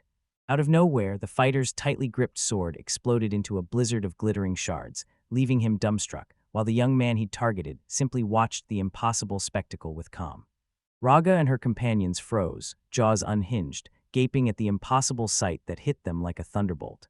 Even the judge's composure cracked as cold fear slammed into him the instant the twist hit. Terror slammed into Darius, and he shot backward in his chair. Shock hit Tarish like a punch. His hand kept clenching around empty air where his mighty two-handed sword had been. His eyes slit shut, calm and certain like a verdict, and he said he'd funneled a massive surge of magic into a focused shockwave and slammed it into the enemy's weapon, warning that forcing that energy into the crushing compression needed had nearly drained him. Anxiety clawed at him. Harold snapped back to his duty as judge, thrust his hand up, stumbled with raw excitement, and officially declared the duel over, pointing out that both fighters had lost their weapons. His Highness weighed the circumstances, pronounced the fight a draw. Darius nearly leapt from his seat, indignation blazing, while the others sat in taut silence and accepted the ruling. As she returned into Night City's gathering twilight, Reika, brimming with genuine admiration, relentlessly grilled Ains about the looks on Darius and Taurus when the result was announced, endlessly insisting the scene was a truly incomparable spectacle. A broad, satisfied grin split her face as she declared that, despite the official draw, to her this was an absolute, indisputable victory. A tiny jolt of excitement shot through her, and a goofy grin spread as she zeroed in on the servant walking silently ahead. She suddenly went restless, skittering from foot to foot, while he, seemingly oblivious, kept striding straight ahead. Reika dropped to her knees, hands clasped in a silent plea, bursting into tears as she poured out her most sincere apologies for her unbridled, violent nature that had dragged him into so much needless trouble. He whirled at her words, stunned, and blurted that nothing terrible had happened and that he held no grudge against her at all. Windows flared to life in the houses they passed, slicing the street's darkness as the companions kept talking. The agitated lady spilled why she was so anxious. The boy had clamped his mouth shut the whole way and her suspicion flared. The servant rushed to apologize, saying he'd been lost in thought, so Reika cut in. "What exactly were you thinking about?" "Thank you very much." Replaying the brutal duel that had just ended, Ains fired off his thoughts, zeroing in on the boy's earlier report that by Imperial standards, Tarish had reached Swordmaster rank and flawlessly fused blade and magic. She staggered in shock when she learned her recent opponent wielded magic. The young man only deepened her awe with a half-grin, saying aloud that Tarish, in his view, even eclipses Sophia in sorcery, and as he toyed with the idea his smile widened. If this guy is merely a sword master now, picture the terrifying power of those above him. The servant beamed, admitting he was utterly fascinated. He'd never imagined magic could be woven into fencing so inventively and powerfully. Reika's eyes flew wide as she locked onto their gaze, incomprehension burning in her stare. Terror slammed into her as a cold doubt clawed at her mind. Was the figure standing before her even human? Ambling down the midnight street, the boy grumbled about the academy's poor level, and the woman trailing him shot back that nothing could be done. He simply outshone them all, an extraordinary soul among the crowd. He tried to doubt it, but Reika's joyful laugh cut him off and wiped away his modest protests. Earlier, Ains had already stood before the king in the royal castle. Now, in the monarch's lavish chamber, amid the usual retinue of servants, a mysterious woman thundered that everyone must be ready for anything. She clenched a crystal goblet as pale. Ominous smoke snaked up, and the glass slowly dissolved before everyone's eyes, while she coolly unfolded her thought, dropping a quiet hint that everyone here already knew the looming threat. She capped her sentence with a honeyed, ingratiating lilt, warning him that nothing is more terrifying than an awakened deity, and Einstein's sarcastic smile snapped back into her memory. The monarch sealed his face into a stone-cold mask, utterly silent, while anxiety crept over Harold's features. The third man, stocky, broad-jawed, crossed his arms and, voice taut with dread, demanded if she meant a terrible, inescapable curse would strike them. The curvaceous woman, her face a cold, blank mask, icily declared the young man's magic roiled her with disgust and warned that if he truly meant to destroy the country, very few forces could stop him.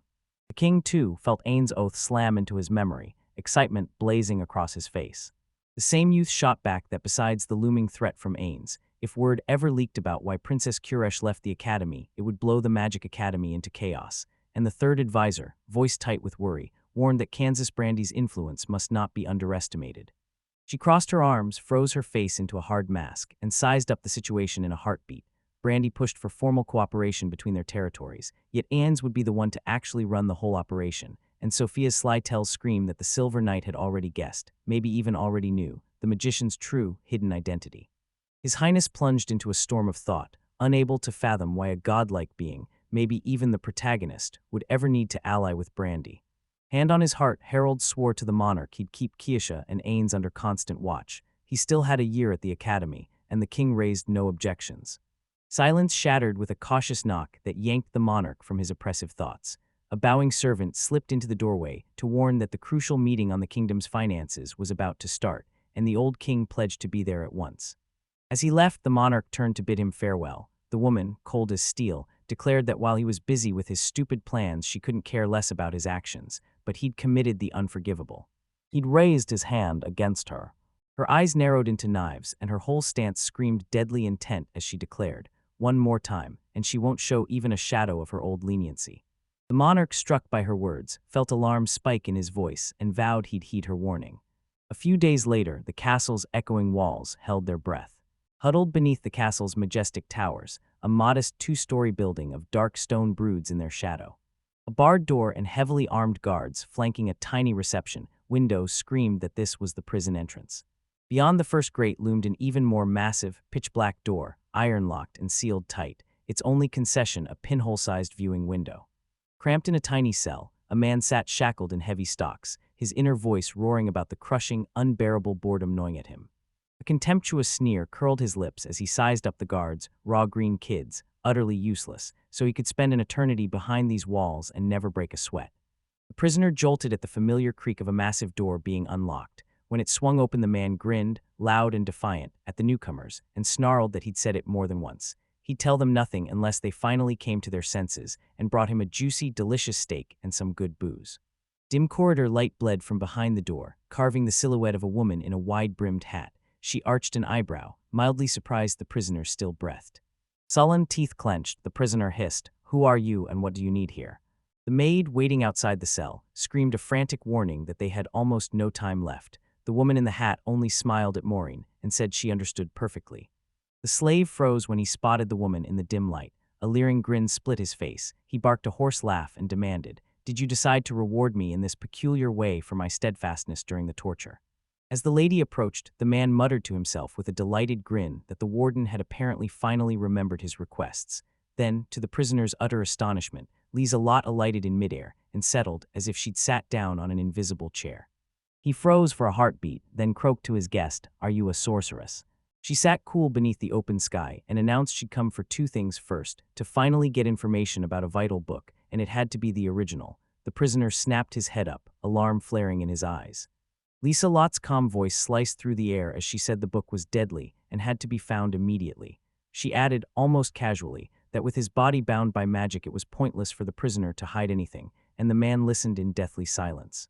He snapped, "Is that book a threat to you?"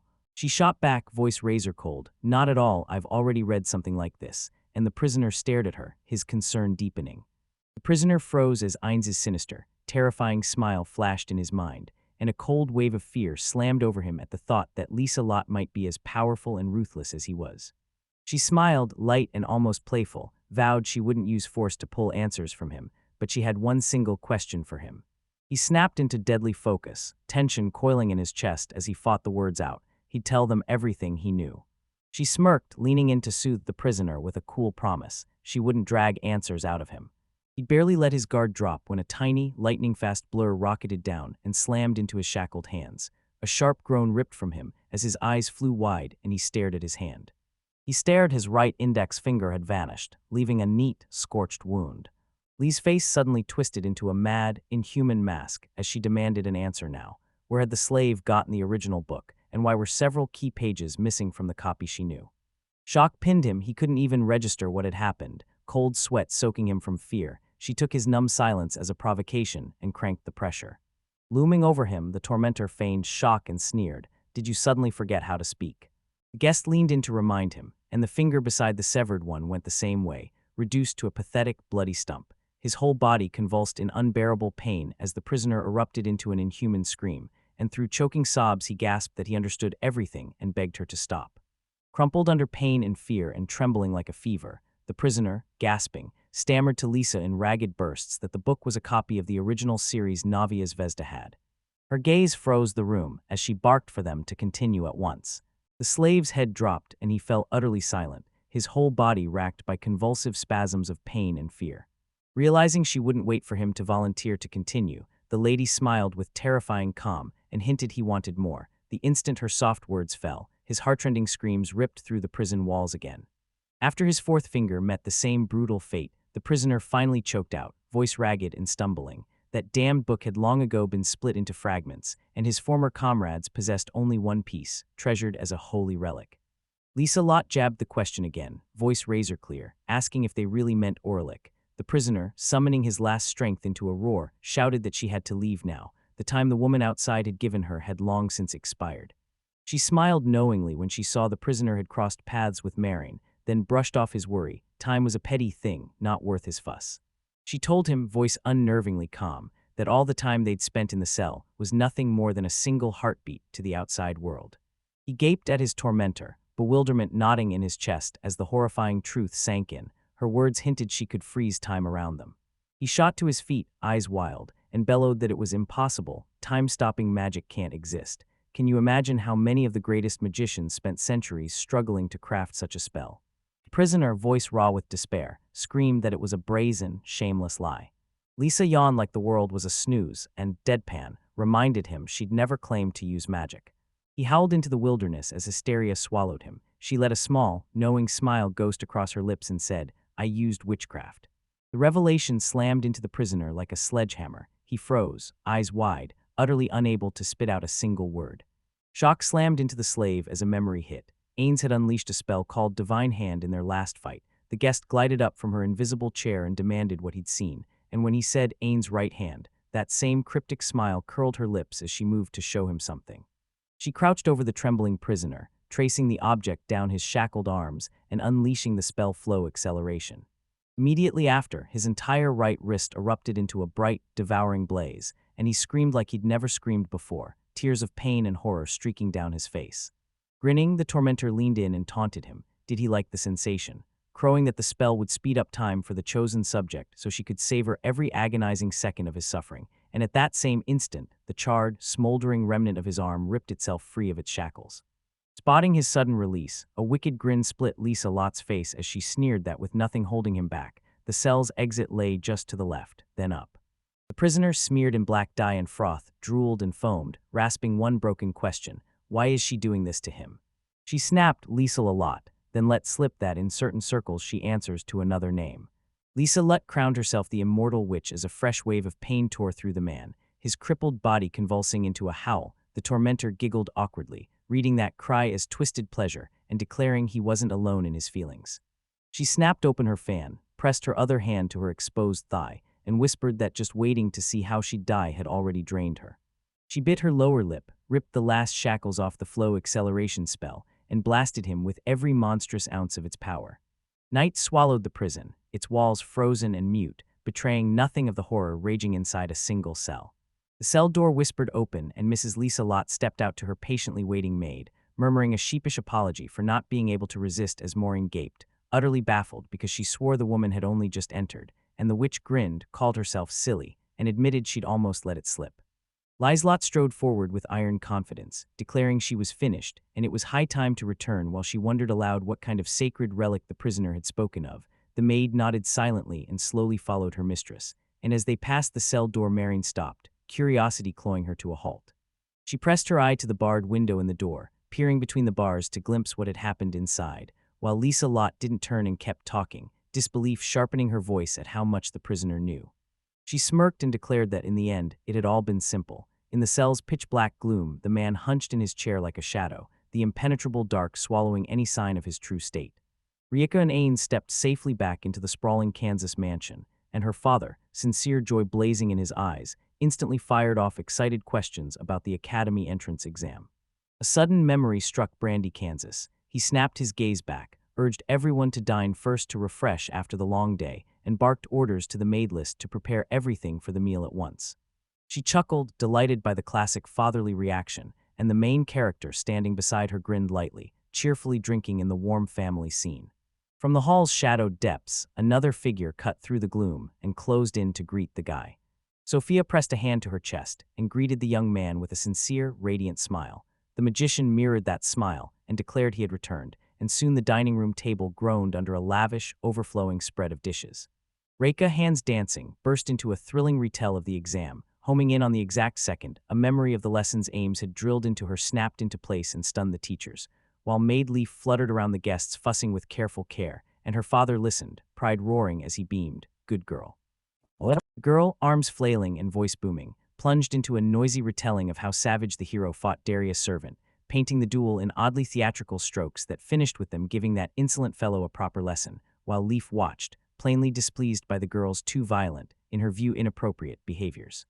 At the mention of a duel, Sophia's jaw dropped. She couldn't believe the young man had actually crossed blades with no less than a master of the sword. He savored a delicious sip, grinned, and nodded. Riker had been right. A buzz of cheerful chatter and laughter spilled from the house. The cup of coffee cooled on the table as Brandy poured out a raw, heartfelt thank you to Ains. He pointed out the official announcement of the exam results was still a few days away and prodded, "What will you do until then?" As the young man nursed his now-cold coffee, admitted he had no idea, and plunged into deep thought. He locked eyes with the family patriarch and pointed at the throne of His Majesty, which to him pulsed with a strange, terrifying aura. He declared he had to check it out, then cut off mid-sentence. Kansas vowed he'd go to His Majesty himself and dig up the answers if the young man could wait a moment. The young man smiled faintly, said there was no need to hurry, then laid out his plans for the next day. Ains declared that during his stay in the kingdom, he'd already scoured nearly the entire center, and now he burned to venture into the western outskirts tomorrow to explore them too. The aristocrat gave a cold nod, warning that the west was mostly a sprawling shopping district and urging us to stay on guard. Sophia sprang from the table and declared she'd be coming with him. The protagonist blinked, baffled, and said nothing, then turned to Reika hoping she'd join. Reika shook her head, polite but firm. She'd already promised to meet Princess Kairusha tomorrow. A shadow crossed his face as he grimly realized they'd have to go alone with Sophia, unease knotting his gut. Sophia, all radiant delight, rushed to promise she'd shield her master from any threat, and a bitter irony struck him. Most of those threats were her doing. With tomorrow's plans locked in, Ains rose from the table and declared he'd be off to rest. The family head refused to stop him. He waved him off with a warm, forgiving smile. The maidless bowed and opened the door with reverent care for those leaving. Brandy and the protagonist exchanged goodnight wishes and slipped into the hall, while the girls stayed seated at the table. Right tail them, watch every move. eyes locked until the heavy oak door slams shut behind them, sealed completely. Her smile flared as she spun to Sophia and blurted it out, remembering Sophia had gone shopping in the city today and dying to know if her friend had bought anything exciting. Sophia nodded and bowed awkwardly, pouring out sincere, respectful thanks for the opportunity to make these purchases, until Reika gently waved her off and said she had nothing to be thankful for. She flashed a broad smile and declared she was feverishly counting down the hours until tomorrow. Dawn erupted over Kansas state, heralding the arrival of a brand new day. Morning rays poured through the window and struck Ains' face as he slept peacefully in his soft, cozy bed, then a gentle, insistent knock beat at his door, and a voice instantly apologized for waking him. From the doorway, a man announced that breakfast had been served ages ago and was nearly finished, respectfully urging the gentleman to hurry if he wanted any, and the gentleman, clearly displeased, answered with a sleepy, affirmative groan. Before long, hunched over and clutching lists, he barreled down the hall, blurting apologies for oversleeping and asking if everyone had eaten. The maid nodded. Mr. Kansas had rushed off to the royal castle on business, and Mrs. Reika had gone too, and to his chagrin, she said Sophia had been patiently waiting for him in the dining room for ages. She confessed, cheeks flushing, that alongside his breakfast the gentleman would get a small, pleasant surprise. The guy blinked at her, those mismatched eyes wide in questioning. The maid opened the dining room door and ushered Ain in first. He strode in with a polite smile, greeted Sophia with a bright good morning, and apologized again for the long wait. Sophia appeared before him completely transformed, slightly nervously tugging at the hem of her new elegant dress as she murmured a shy, good morning, startlingly feminine with a headband setting off her unusually loose, softly wavy locks. He gaped genuine astonishment, ripping across his face at her startling, unfamiliar appearance. His hand shot to the back of the nearest chair. Sophia, seeing it, panicked that she looked strange and that the expression didn't suit her at all, and he snapped back, rushed to reassure her, firmly declaring the dress looked incredible on her. Ains gushed that she looked absolutely stunning, like a proper lady, which made the escort blush and timidly beg to leave her sword behind so it wouldn't ruin the outfit. The protagonist readily granted it, saying it was only a walk around the city.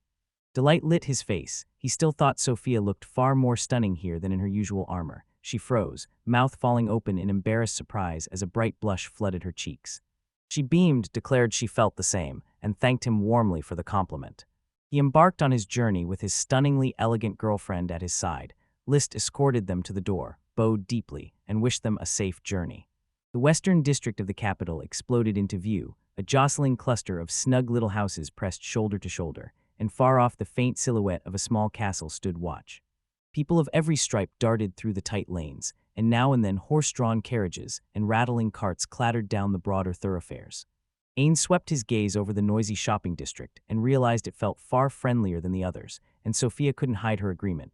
The men passing by unconsciously slowed, eyes snagging on the girl's cute, irresistible looks. Snapping out of her reverie, Sophia zeroed in on the gentleman and demanded the real reason he wanted to come to this area. He faltered, groping for the right words.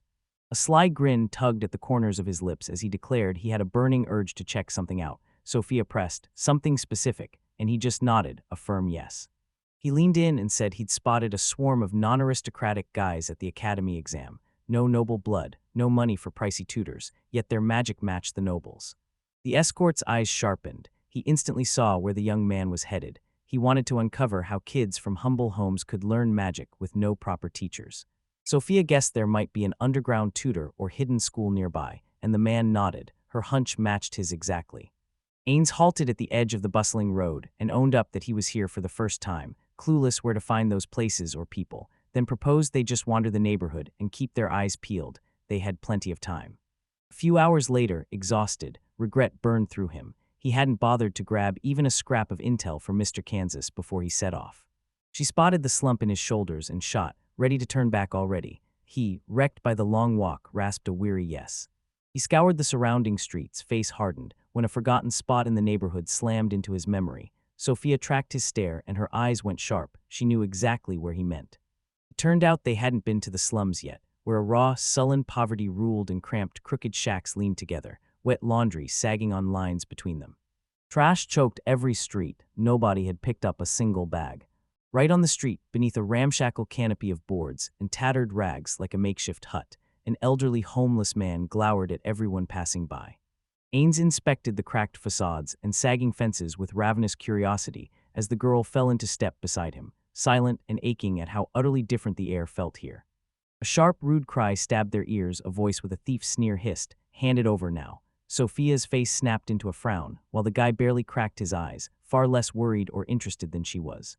They barreled toward the noise and skidded to a stop at a gutting sight. 5 hulking men looming over a little girl curled on the ground as she sobbed and begged them to stop, pleading that it was the last thing she had left. Hunched on her filthy knees, the little girl sobbed and begged the bandits to leave her alone, but the gang leader barked for her to shut up and obey. Then, without blinking, he slammed his boot into her stomach, sneering that she and her kind lived here only by the bandits' mercy. They pummeled the girl doubled over in pain, kicking mercilessly and yelling she was in no condition to give anything, so she had to hand over everything immediately. Choking on tears, she grabbed her head as blows rained from all sides and pleaded for someone, anyone, to help. She begged desperately as she and Ains hurried past his makeshift hut, but he recoiled and tucked himself deeper into his rags. The little girl snagged a glimpse of the man as he tipped his grimy hat, swaggered away like it was all an act, and played dumb as if he hadn't seen a thing. Sophia's heart clenched as she stared at the disgusting sight, while the main character hung back a few paces, staring the same way with Stoney's cold indifference. Rage flared, she barreled forward to help, and vowed she wouldn't stand by and watch this atrocity. She charged up, roaring, "Leave the child alone now." The burly bandits spun and froze, their leader sneering. "Who do you think you are, his kin?" A man spat, "Mind your own business if you want to avoid trouble." Sophia snapped that she wasn't related to the girl, seething as she demanded how they could beat a defenseless child so savagely, blows that could have killed her, while the leader only smirked cynically and told her she didn't understand. They were just charging a legal fee to protect those scum. He waved his hands and cut to the bone. No money, no patronage. These people were squatting and fouling the city, and if the government smelled them out, they'd be thrown into prison, so he dressed it up as mercy while his crew demanded a small fee for silence and protection. The leader barked, "That's it," and drove his boot into the girl's stomach again, the blow stealing her breath. The little girl tore herself away from the pain, her grip failed, and a small metal medallion on a chain slipped from her weakened hands and clanged onto the cobblestones. A henchman dropped to his knees and snatched up the decoration, declaring they'd got it. The leader, ready to leave, chuckled with satisfaction and reminded them his brother was already waiting on another matter. At that moment, Sophia, unable to hold back, screamed to stop them. Her hand shot to her belt for the sword, only to grip nothing where the hilt should have been. A calm voice floated from behind, "Don't do anything stupid," and when Sophia spun, Ains loomed there, contempt curling on his lips as his eyes flicked to the boy's missing hand and he sneered, "Your friend, lucky you." He lunged forward, planting himself in front of the girl as the bandits fell back, one of them still clutching the medallion in his fist. He fixed them with a stone-cold stare as Sophia's throat closed and not a single word escaped. She demanded, "Are we seriously going to let these scoundrels go?" He spun and snapped back that he saw nothing wrong with it. She burst out, eyes blazing. The magician himself had seen every brutal moment. Letting the bandits walk off with the loot was unthinkable. The little girl lay motionless on the ground while Ains, eerily calm, declared the scene merciless. Sophia flinched in disbelief and demanded to know why they couldn't help this girl back then. The girl lay motionless. The protagonist fired at Sophia. Did she really want to help her? Sophia snapped, "Of course I do," and shoved the question back at the gentleman himself. Hadn't he felt the same? He stared like ice and declared he wouldn't lift a finger. Help meant nothing, there was no point, and his girlfriend froze, dumbstruck by the cold cynicism. He snapped back, "Why help her? These slums are full of people in the same or worse misery." She tried to object, but her voice trembled. Since he'd already interfered, the mage vowed to mend her wounds and make sure she'd wake up pain-free. Then he summoned a black vial. He squeezed a few drops into her mouth. She snapped awake with a ragged wheeze and a groan as the pain loosened its grip. Ains spun on his heel and strode away with his escort, never once looking back. The little girl hauled herself up on trembling elbows, croaked a weak thank you. Then, as they pulled away, she sobbed and begged them to wait, tears streaking her face. Still sprawled on the ground, she clutched at them and pleaded for the pendant, the only keepsake from her dead mother, insisting the bandits already had more than enough treasure, and the girl, hearing this, spun around immediately. The main character locked eyes with Sophia and demanded she stay out of it and follow him. He pinned the little girl with a cold, appraising stare, declared they couldn't help her, and flatly told her to take this request to someone else. His girlfriend leaned in, eyes like searchlights sweeping every inch of the child's face. Surprise slammed into her, and tears flooded her eyes. The boy demanded to know why she hadn't tried to reclaim her property herself. The girl, stumbling and sobbing, fumbled an explanation, but the magician cut her off, finished her sentence. she couldn't do it alone, and then threw down the real question. Why should they risk their lives, tangling with dangerous bandits for her sake? Ains slammed it at her. Even if they somehow snatched the jewelry back, did the little girl ever stop to think what would happen to her and that pendant once they were gone? They spoke with icy calm, spelling out that the moment they left someone would snatch that trinket off her in an instant, undoing all their help. Sophia's heart leapt. She suddenly remembered Lit, the boy the master had once helped despite his low station. The magician, voice flat, shot back that Lit was different. He burned to remake his life, craving power, not pity. He fixed the child with a cold stare and snarled this girl had no desire to change anything. He wasn't so kind as to thoughtlessly help ordinary rats. She bit her lip as a sudden jolt of realization slammed into her. Ains had crossed the line this time. The little girl erupted into bitter tears, screaming she wanted a chance to change her life, then collapsed into wrenching, inconsolable sobs. The main character's eyes suddenly lit up at the bandit's treasure she had named, and Sophia behind him wilted in deep disappointment. A flash of realization slammed into her. It could be a relic. The magician stood frozen, utterly clueless what it was. His girlfriend exploded into explanation, eyes alight. These were items, a sword and a pendant or a book, that could create magic, and they were normally carried by royalty or famous heroes. Then the young man spun to Sophia and asked if she had any records, and Sophia flashed a confident smile, swearing she did, certain they'd hold notes on the famed original books and relics of saints. Ains zeroed in on every word about the saints' remains as a faint echo tugged at his mind. He'd heard whispers of them before. His escort flashed a broad grin and confirmed that in their territory, only 2 souls had ever been deemed saints. Sophia leaned in, spilling that the saints went by Mr. Evan and Mrs. Seeley, then her voice snapped off dead in mid-sentence.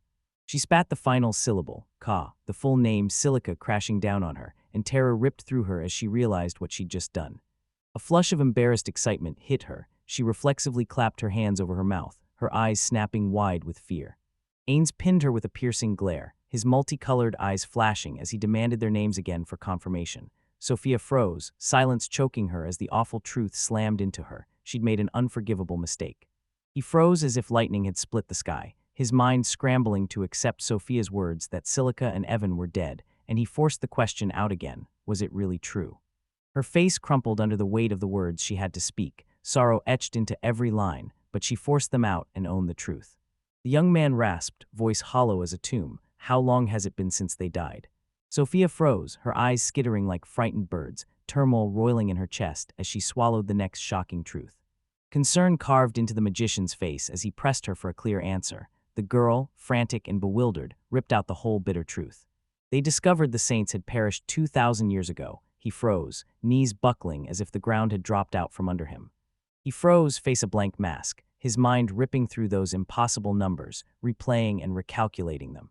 Realization exploded across his multicolored eyes, snatching the shock away and igniting a new spark.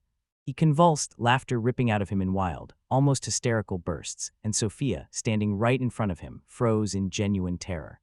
Before the girl with her arms folded anxiously across her chest, the young man burst into laughter as realization crashed over him, and he bellowed, about 2,000 years. Memories of those gorgeous buildings slammed into him. The magician's eyes went wide as he finally grasped why everything had been changed beyond recognition. Neckwear explodes into the spotlight, ties and bow ties debut bold, jaw-dropping new styles. A man taking an exam clutches a megaphone that turns every murmur into a thunderous roar. The truth finally spilled free, but it only cracked open fiercer questions in the boy. He was baffled, convinced the forest had warped time. Ains wrestled with himself, sure he'd been bewitched, yet he still couldn't name who did it or when. Tears carved tracks down his cheeks as he replayed the whole thing, the crushing truth slamming into him. This place was a secret only he could know. Sophia, buzzing with excitement, implored him to forgive her and warned it would upset him, so she'd wait to tell him until he was ready.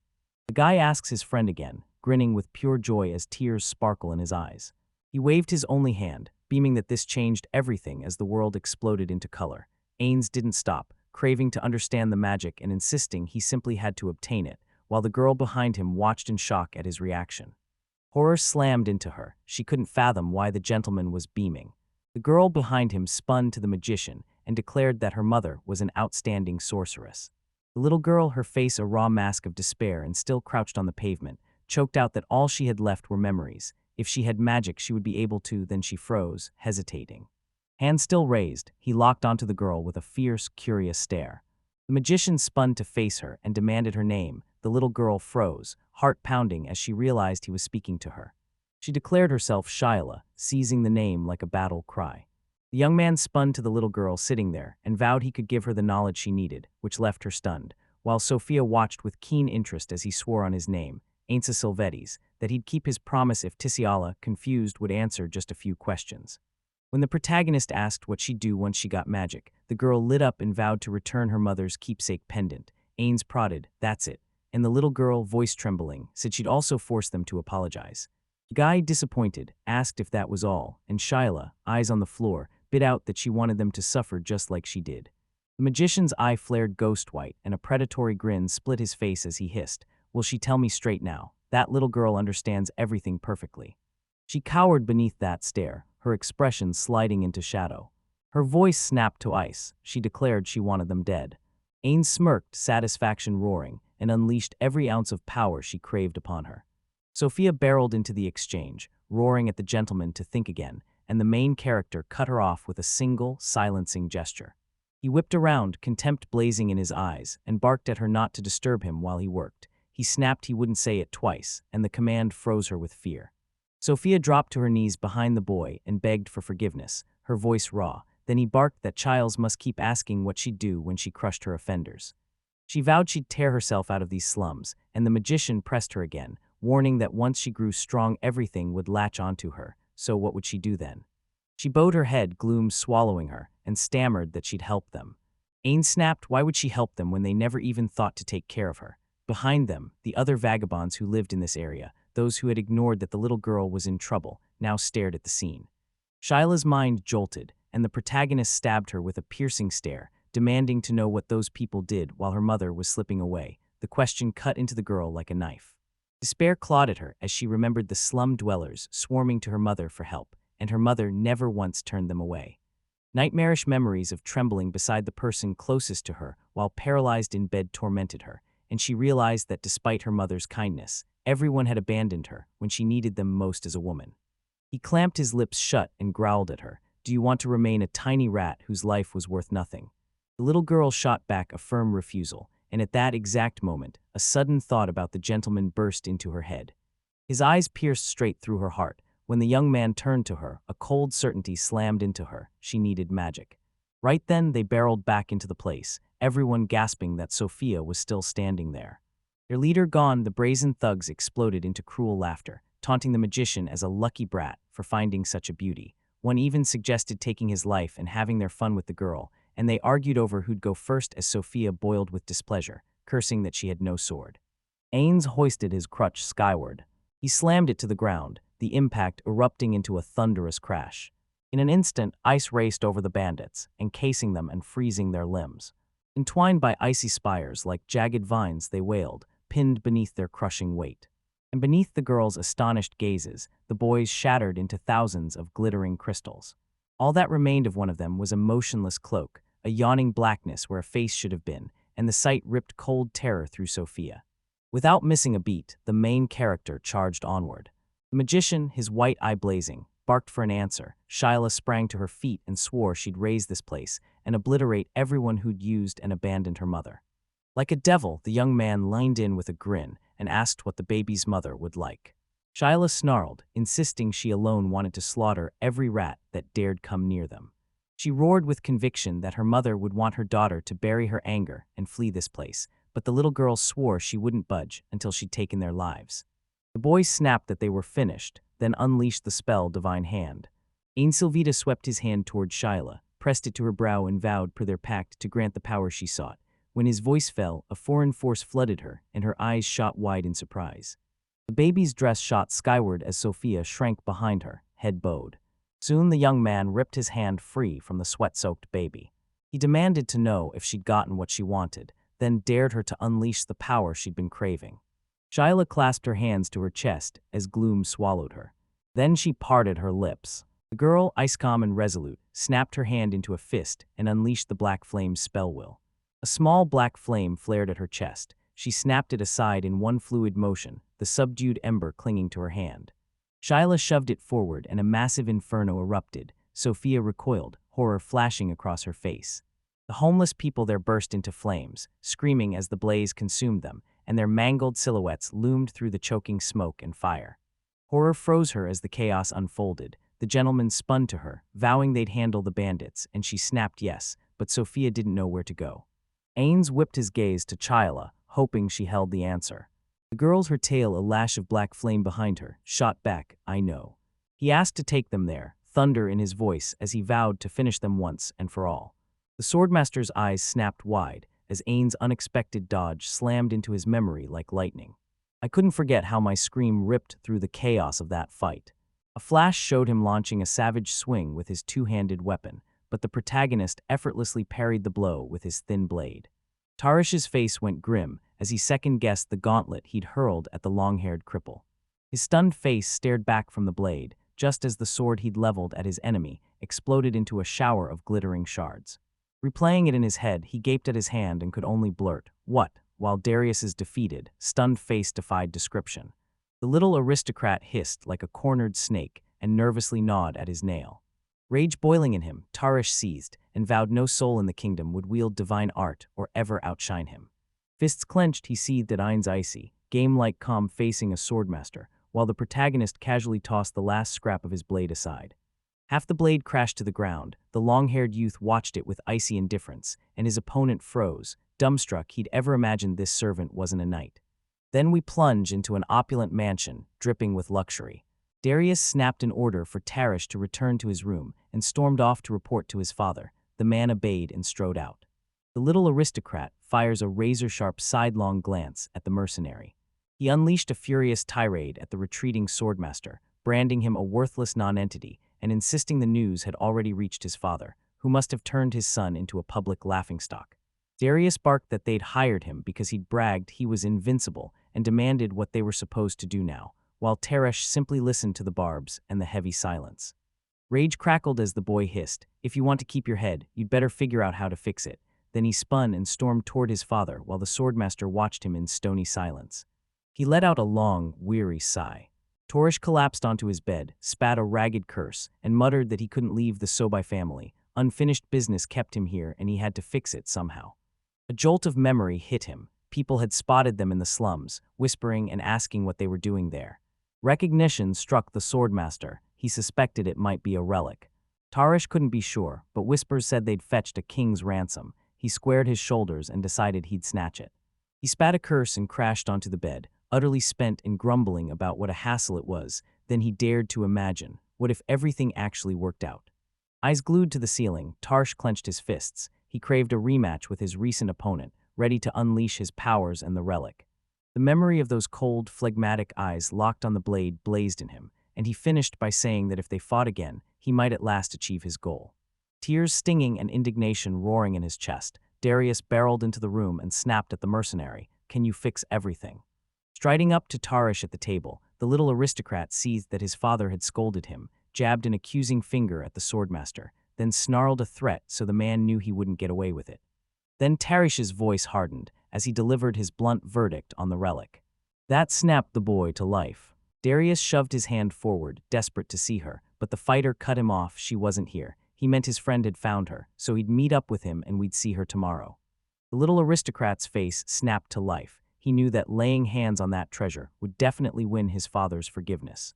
Darius shut the door, shot the mercenary a thin smile, and warned him the boy hadn't forgotten his failure. The punishment was only postponed for a while, the door sealing behind him with a long, protesting creak.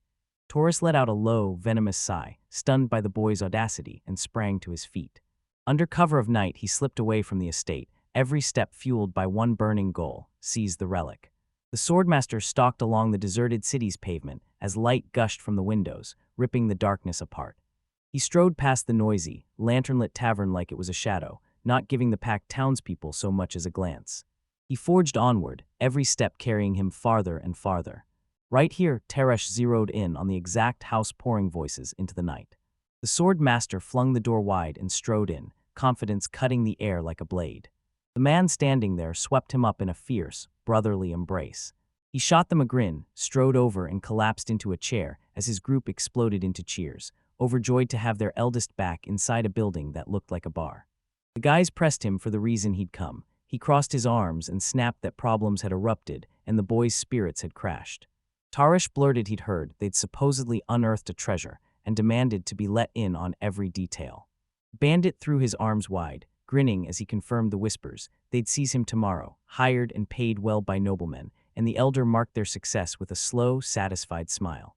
The same man grimaced and snapped they needed to talk. He hesitated, rubbing his palms with feverish excitement, then revealed it was about the reward. The swordmaster flashed a confident smile, crushed their fears with a single vow, and promised she'd make them deliriously happy. He thundered the news of today's celebration, and the boys exploded into wild, joyful cheers. Then raucous, drunken shouts and laughter spilled out of the house. Dawn slammed into the building, setting its walls aglow with molten gold. Tarish forced his eyes open, exhaustion wrapping around him like a heavy cloak. Pressing the bridge of his nose, the man, ringed by bottles in his chair, groaned that his head was pounding. The swordmaster snapped his head up and locked eyes with the others. They sat at the table, eyes locked on the pendant. There it was, the relic itself. Tarish sprang to his feet and strode to the table, scowling as he clocked them guzzling too much. The bandit, clutching the relic, tossed him a good morning and pointed out it was already noon. He hauled himself upright and shoved the jewel into the sword master's hands for inspection. The elder scooped it up and chuckled. It looked like a plain trinket, so he immediately doubted it held any real value. The band gushed wide-eyed. He'd heard relics could generate boundless magical power, unlike the magic stones pried from monsters. Tarish pinned his gaze to the pendant. If its secret was true, that would explain why magic pulsed through the kingdom, and he had already pulled it out. Peering into the jewel's black haze, the swordmaster felt a cold finger trace his spine and couldn't explain why. Yawning, he slid the relic back with a bored flick, ordered it to be put in the box, then flopped down for a few more minutes of sleep. Clutching the pendant, the bandit taunted him. "You're really going to sleep now, when you've got a shot to earn some money." The elder demanded what he meant, and he snarled that a girl was there. If she fell into slave traders' hands, they'd rake in big money, and Tarish Shagrid snapped they mustn't get caught because they didn't need any trouble. The bandit flashed a grin and vowed that if they moved like lightning, they'd still squeeze in some fun. The older snapped that alcohol was forbidden in that case. His crew burst into mocking laughter, accusing him of cruelty and taunting him. How could he possibly make them work without him? Ains burst into their conversation, grinning that it was easy and volunteering to try the coffee, his companions falling in behind him as Sophia scoffed that plain coffee wouldn't cut it here and insisted they brew it stronger. The band froze, jaws dropped. They had no clue why they were here. Tarish whipped around, excitement practically bursting out of him. The swordmaster at the far end of the room shot to his feet, surprise exploding at the magician's arrival. Ains recognized him as yesterday's servant, and the youth, brow hard, met the man's gaze and apologized. Today he had come as the magician Ains Silvertaus. Tarish yanked his heavy blade free with one hand, rage boiling as he wondered why he was a wizard at all and what the duel even meant now, while the other man thundered that Tarish wouldn't get off with a draw today. His face snapped into a snarl. He seethed with irritation at the sword master. Chila jabbed a finger at her mother's pendant, rage flashing in her eyes. Ains missed it at first, then his gaze snapped to the pendant. One of the henchmen clutched the decoration like a coveted treasure, every muscle taut with tension. His fist snapped shut, eager and trembling, as the pendant swung in a steady, heartbeat rhythm.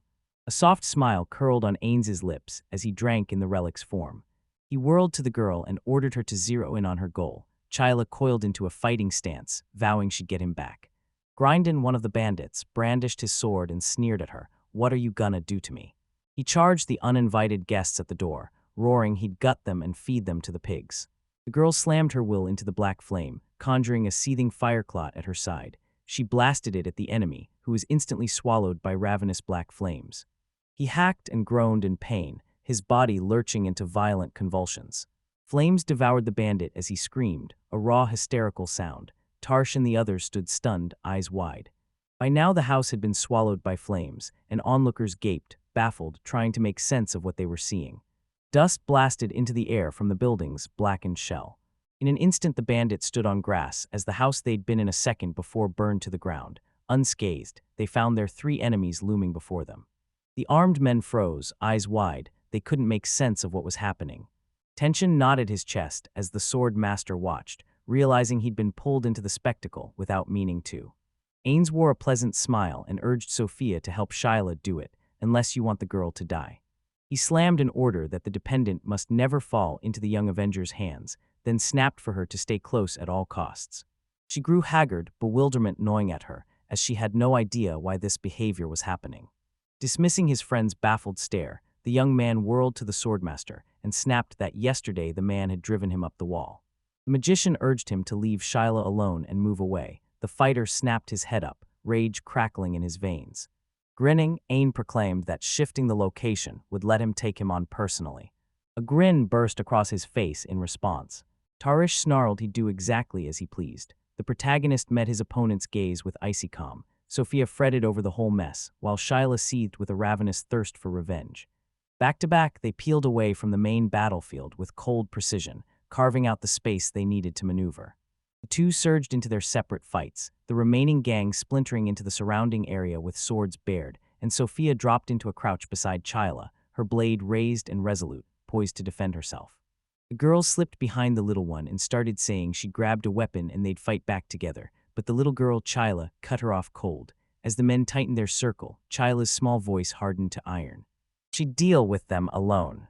Two attackers had already drawn their blades, poised to strike. The little girl, voice ice cold, declared that only she had the right to take their lives, and Sophia, turning only halfway toward her, looked at the child with obvious excitement. One of the bandits, a wicked grin splitting their face, bellowed that they feared no fire magic. Their prized swords were forged from true iron. He lunged at Chila and sneered that if she dared use the flame, his steels would scorch her. His cocky confidence flipped into a fatal mistake the moment his weapon neared the girl. A huge chunk of it tore away instantly, and not a single scratch marked her skin. Fixated on the pitiful stump that was all that remained of his once formidable sword, the attacker utterly missed the black as Nightflame's swift strike. It lunged like a living snake and coiled around his armed hand in a heartbeat. The little girl, icy calm, declared her magic burned through metal and living flesh effortlessly, while the man with a charred, smoking hand tore out an inhuman howl of unbearable agony. Cold sweat soaked him as he spluttered incoherent pleas for mercy, staring in horror at charred bones jutting from his charred shoulder. At that moment the girl continued, voice flat, noting that the flame devours bone and turns it to ash. She leveled a razor-sharp stare at him and sneered that it burned beautifully in the eyeballs, too. Right then, tongues of that same black fire tore from the unfortunate bandit's eye sockets, and he ripped his mouth open in a voiceless scream. He found his voice and screamed, clawing with his last hand to smother the flames devouring his face, frantic and failing, while Chila only watched his death throes. Sophia stood frozen, eyes wide and breath stolen, as the scene's cruelty crashed over her. Instead of rising to the spectacle, the rest recoiled, horror seizing them as their faces contorted into primal, animal terror. The little girl cut through their frozen horror and said she hadn't wanted to kill them at first, but after choosing to, a cold, hungry satisfaction swelled inside her. The young avenger fixed them with a wild, ice-cold stare, thrust her palm outward as black flame roared from her hand, and screamed that her ravenous fire would devour them all. At the far end of the field, an entirely different duel exploded into motion. Ains smirked and jabbed a reminder at the swordmaster that they'd already crossed blades yesterday, and, as the swordmaster remembered, the opponent had achieved nothing. Tarsh's eyes narrowed, irritation sparking. True to form, the magician just had to start chatting.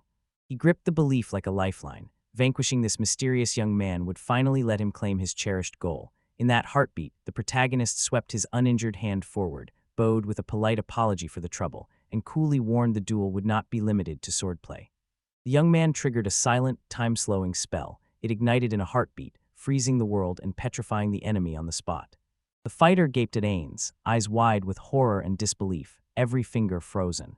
Mage crept forward and calmly laid out his spell. It deadens the target's sense of time, turning seconds to molasses, and he admitted he'd kill for the power to stop time outright, but no one in this world wields that magic. As his monologue rolled on, the wizard conjured an elegant blade from thin air, and by the time he finished explaining, he was fully poised to strike.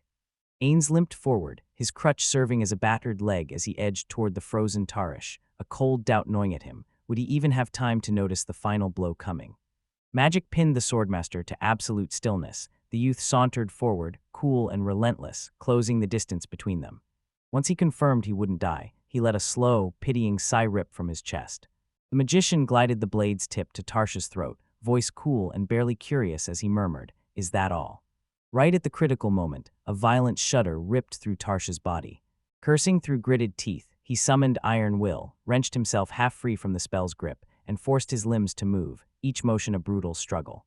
Ains staggered, genuine surprise flashing in his eyes as the sudden, unforeseen twist hit. Tarish hoisted his massive two-handed weapon and unleashed a furious strike, bellowing in a hoarse voice that the protagonist's magic was incredibly annoying. The protagonist, thanks to razor-sharp agility and clear foresight, sprang back with effortless grace and evaded the deadly blow. The mage landed just out of reach, jaw dropping in stunned disbelief. The swordmaster stood several paces away, chest heaving in ragged, intermittent gasps, sweat streaming down his face.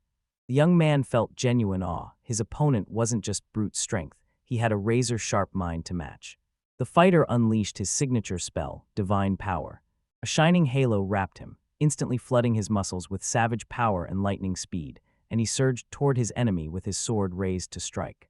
Calm as ice, he instantly sized up the fall's arc and the strike's force, then drove his wooden crutch into the ground with every ounce of strength.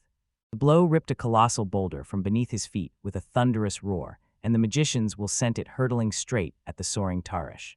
The swordmaster spotted the obstacle and, fury coiling through him, cleaved it in two with a single brutal stroke, roaring that his opponent had wildly underestimated him for daring such primitive, third-rate magic.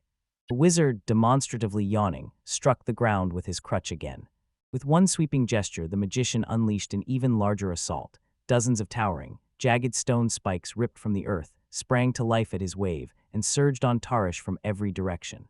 Guttural grunts and feral cries ripped from the fighter as he spun his two-handed sword like a desperate cyclone, shearing through rock after rock, while shards of stone sprayed in every direction. Muscles screaming and breath ragged, he swung with everything he had and cleaved the last, colossal boulder. He didn't even pause, still railing at the magician for his insidious tricks. He launched a furious counterattack, sprinting to pin down the elusive enemy. Ains effortlessly sidestepped the lethal blade once more with his trademark grace, then snapped his fingers. From a pristine sky, comet-like crystalline bolts hurtled down at the weary Tarish, carving glowing trails through the air as the main character casually vaulted even farther back to watch the spectacle. Tarish snapped his head skyward, dread coiling in his gut as the terrifying scale of the new threat slammed into him. A roar tore from him at the limits of his strength as he sliced through the flying crystals in a blistering flurry, but shards still skimmed past his blade and carved deep scratches into his muscular arms and shoulders, and the mage, not missing a beat, was already calling for an even more complex attack. The young man flung his arm out and ripped another blade free from the glowing parallel pipe hovering in the air. He ground his teeth as pain and fury scorched him, then croaked out the raw truth behind his iron confidence. He shouted defiant that the spell Divine Power was the perfect counter to any mage, reawakened its fading remnants, and lunged at Ains with his sword humming with spell energy. Ains, who had read the move, met him and parried the blow. The swordmaster froze mid-swing, shock ripping through him as his crushing strike was effortlessly caught and flipped aside. The youth's opponent was flung from the point of impact as Ains spun with cold precision, poised to press the fight, his new blade leveled at Tarish. He spat a curse, clutching his wounded hand, while the protagonist stared in genuine admiration. This so-called divine power was a rare, uncanny magic, and there had to be other combat spells just as thrilling scattered across the empire. Fueled by a mad, purely scientific curiosity and a mysterious smile, he vowed to know and study them all, and in that instant he unleashed the spell.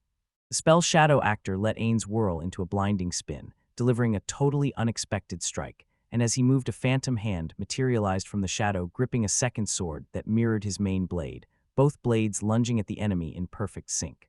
Recognition slammed into the swordmaster. This motion wore the unmistakable signature of a top-level divine art, the three movements.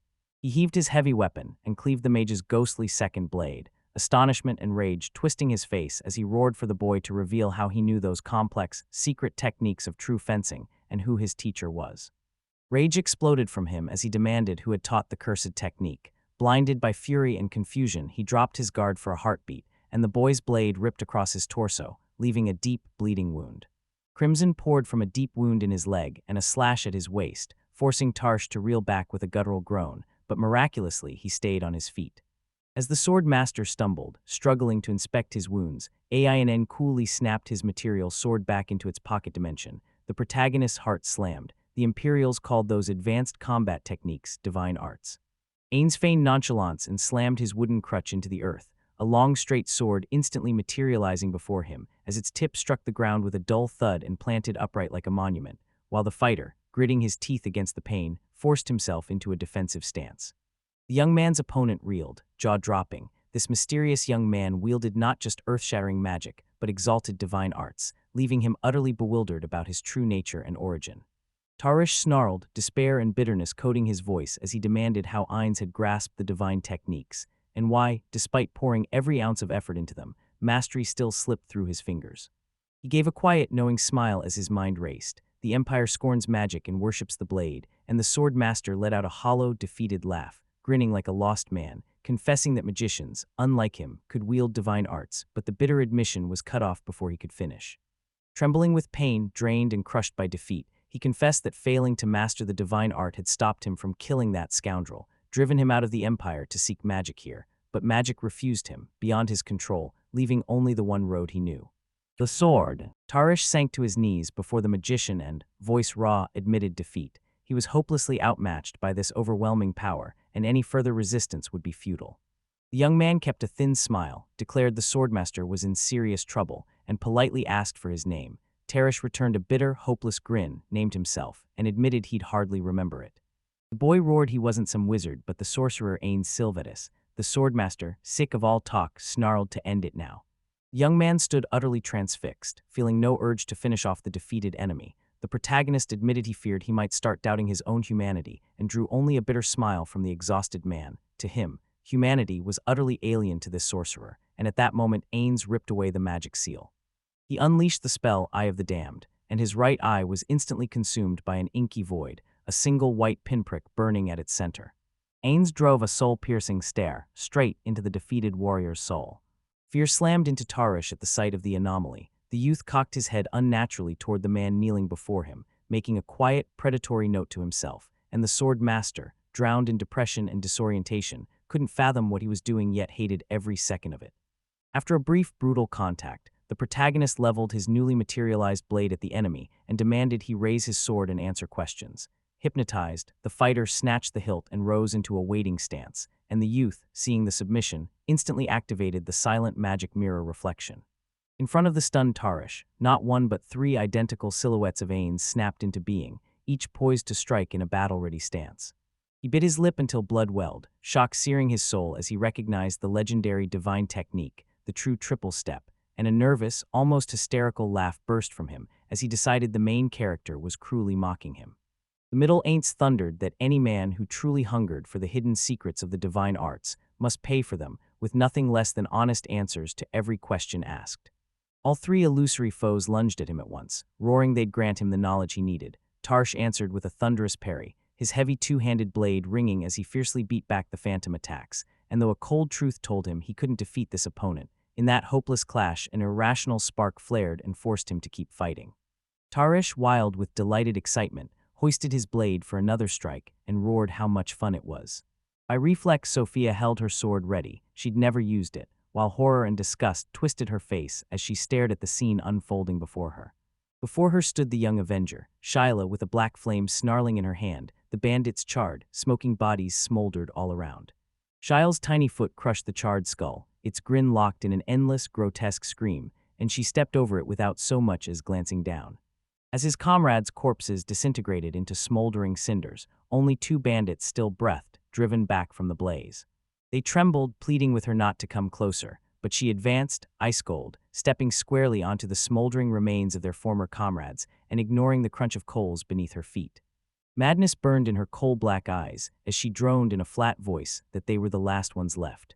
The two lucky ones trembled, one convulsed in raw, choking sobs. The man clung to the relic the whole time, fingers locked around it like a lifeline. Cold dread slammed into Sophia as Lord Ain's strict orders echoed, "Shadow Chila, and never let the girl lay a hand on that ill-fated pendant." She leveled her hand at the enemy. He, tears streaking his face, fell to his knees begging her to stop and spare him, and she, voice flat and eyes icy, asked if she should really spare them. She thrust her hand up, black smoke erupted and hardened into a jagged spear that ripped through the man's body as she demanded whether those people had spared her when she'd begged for mercy, and Sophia stood behind her, silent and watching. Blackness crept across part of his body. He clawed at his throat with his nails and scraped his skin raw until it bled. Moments later he dropped dead, long ragged nail gouges streaking his neck as blackness crawled over his body and stained the ground, while his comrades stood frozen, sword clutched in shaking hands. Chiles declared only one enemy remained, The man froze, sword leveled at the girl, then sank to his knees and presented a strangely compelling object in his outstretched hand. He crashed to his knees before Chila, thrusting a pendant dangling from a long cord toward her with both hands. She looked at it without a flicker of feeling, her face a flat, unreadable mask. She swept her hand aside, the black energy swelled. He stayed kneeling before her as if he'd swallowed it all, and his body began to petrify. Her eyes locked as the man snapped into a solid black block. His head looked fused to his hands, but he still clutched the object in his palms, and she strode up and reached out to him. Sophia stormed up and shouted, "Stop." Determination carved into her face and a sword clenched in her hand. The other girl hadn't even touched the object yet and froze, shocked that Sophia was confronting her. Sophia snapped, "Don't touch the pendant," her voice hard and unmovable, and Chila shot back, "Why can't I take it?" She just wanted to answer when the blonde snapped, "Did you really decide to stand in my way? Am I really your enemy too?" Sophia knew there was no point arguing if they couldn't understand each other. She stayed silent, tightened her grip on the sword, and angled the blade just a hair toward her friend. She vowed she wouldn't kill Chila. Chila smirked, mocking, "You really think you can do it?" She spun away with a smile and vowed that if she ever became her enemy, she'd burn her to ashes. Realizing the girl was about to snatch the pendant, Chila stepped forward and calmed her with a razor-steady promise. "You won't die while the black flame shields you," and the girl closed her fingers around the pendant. The plan collapsed. She grabbed the pendant, and it erupted in a blinding, forbidden light, and shock crashed into her like a wave. Her eyes shot open in shock. Realization slammed into her. Tears sprang to her eyes as she choked out, "It's finally happened." Then she burst into loud, wrenching sobs. Tears streaked down her face as she stood, eyes glued to the pendant. Life bled from her gaze. Fear lunged to pull her back, but she froze, nailed to the spot. A colossal hand ripped through the sky. Its owner thundered that the girl had broken the laws of this world, slammed a seal onto her, pronounced her sentence, and then the punishment was carried out. She stood frozen before the man, pendant clutched in her hands, when his hand lunged out and a spear-like spike burst from it, driving clean through her. She never saw it coming. Sophia's gut dropped. She knew something was happening. She shouted the girl's name, but the girl didn't so much as blink, then folded and crashed to the ground. The girl lunged at the blonde, snatching her at the last second and gasping, "What's happening to you?" Then the blonde's hand went limp and she went utterly still, all signs of life gone. Sophia clutched her friend's body to her chest, voice shredding as she begged, "Why did this happen? Why did you do it?" The man who'd been attacked still lay beside them, and Sophia's sword rested on the ground at their side. Right then the protagonist burst in, hurriedly apologizing to them for being a little late. His face fell as he realized something had happened, and Sophia, still cradling Chila, begged him to forgive her. Ains locked his gaze on the photo and the pendant clutched in the girl's hands, and told her it wasn't her fault. Sooner or later, it would have happened. He snarled that only sorcerers would be spared punishment. The divine seal engulfed Chila, and he snatched up the pendant to examine it. Sophia shoved the question at him, "Did you know this would happen?" He shook his head, snapped that he didn't, and revealed the blonde had been the first to master the black flame. Desire births magic, and until now no one burned with the hunger to master the black flame. Its price is brutal, and he still hasn't tamed the sorcery. The protagonist declared this was why Chila had paid such a brutal price. It was expected, and Sophia, taken aback, couldn't even summon a reply. Realization slammed into her. She looked up and called the main character's name, tears in her eyes, then dissolved into glittering particles that drifted into the sky. Ain declared that anyone who breaks the universe's laws can't even be mourned. Their bodies shatter into fragments of light and dissolve into the cold void of space.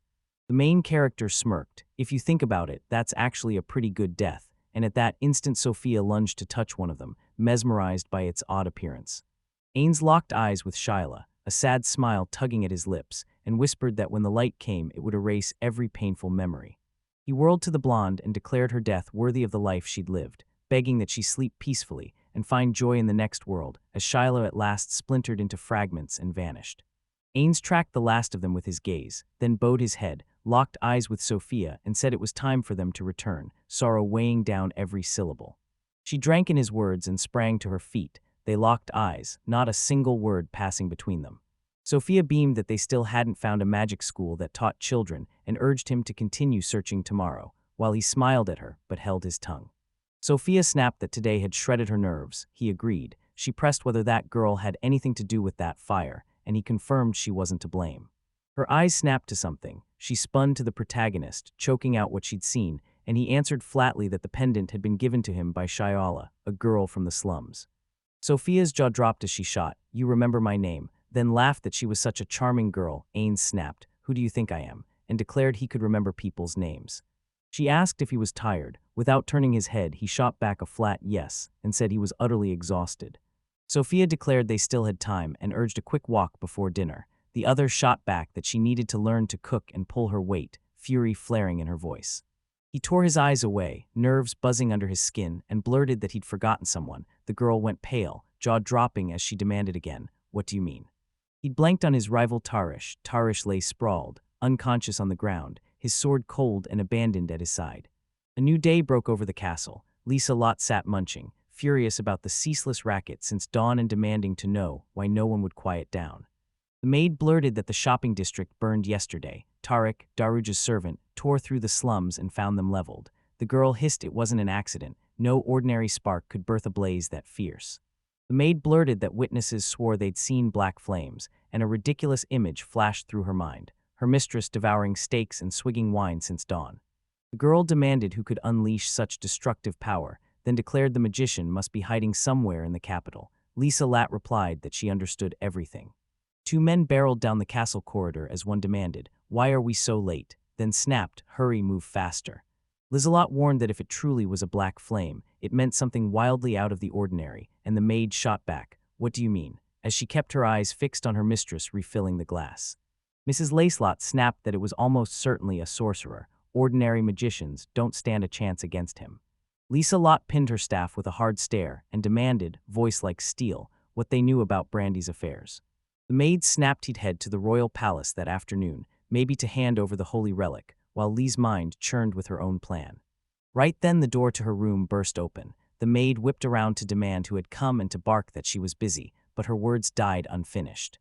The king stepped into the doorway, pleaded for forgiveness, and asked to speak with the lady, a small, unexpected smile tugging at his lips and softening his stern features. The maid froze when he appeared on the doorstep, clapped a trembling hand over her mouth, and like someone afraid she'd imagined him, asked again, "Is it really you?" Her knees begged for the floor, but she forced herself into a low, humbling bow and gasped. "I'm so sorry," he said. "Everything's fine." He dismissed the maid, freeing her. She bowed, thanked him, and slipped from the room, and Lisa Lot spun to the young man and asked, "What's the matter? Why are you embarrassed?" She stepped up to teach him how to treat a woman right. He shot back he didn't need it, demanded she cover up, and she asked why he was angry. She just wanted his first time to be right. The king thundered he would not allow his son's first time to be with such an old woman, and Lisa Lot shot back, "Do you really want to die?" He bowed and said he needed permission to ask first, then fired, "Is the black flame witchcraft, not magic?" his face carved in grim seriousness. Lisa Lot snapped that it was true and told him not to worry. The mage who used that flame no longer walked this world. Both men froze, and the younger shot back, "What are you saying?" She snarled that sorcerers answer to ruthless rules. The black flame is one, and any sorcerer who breaks it will meet only death. The lady declared the sorcerer had already suffered his punishment, spun to the men and told them he'd better sit, asked them to leave her servant Murrain. Then the girl bowed and shut the door. Lisa Loth swore, to the best of her knowledge, Ainsama didn't wield that magic, and his assistant didn't either. She declared it outright. A brand new sorcerer had appeared. Rare, yes, but possible, and our main character, he's capable of it too.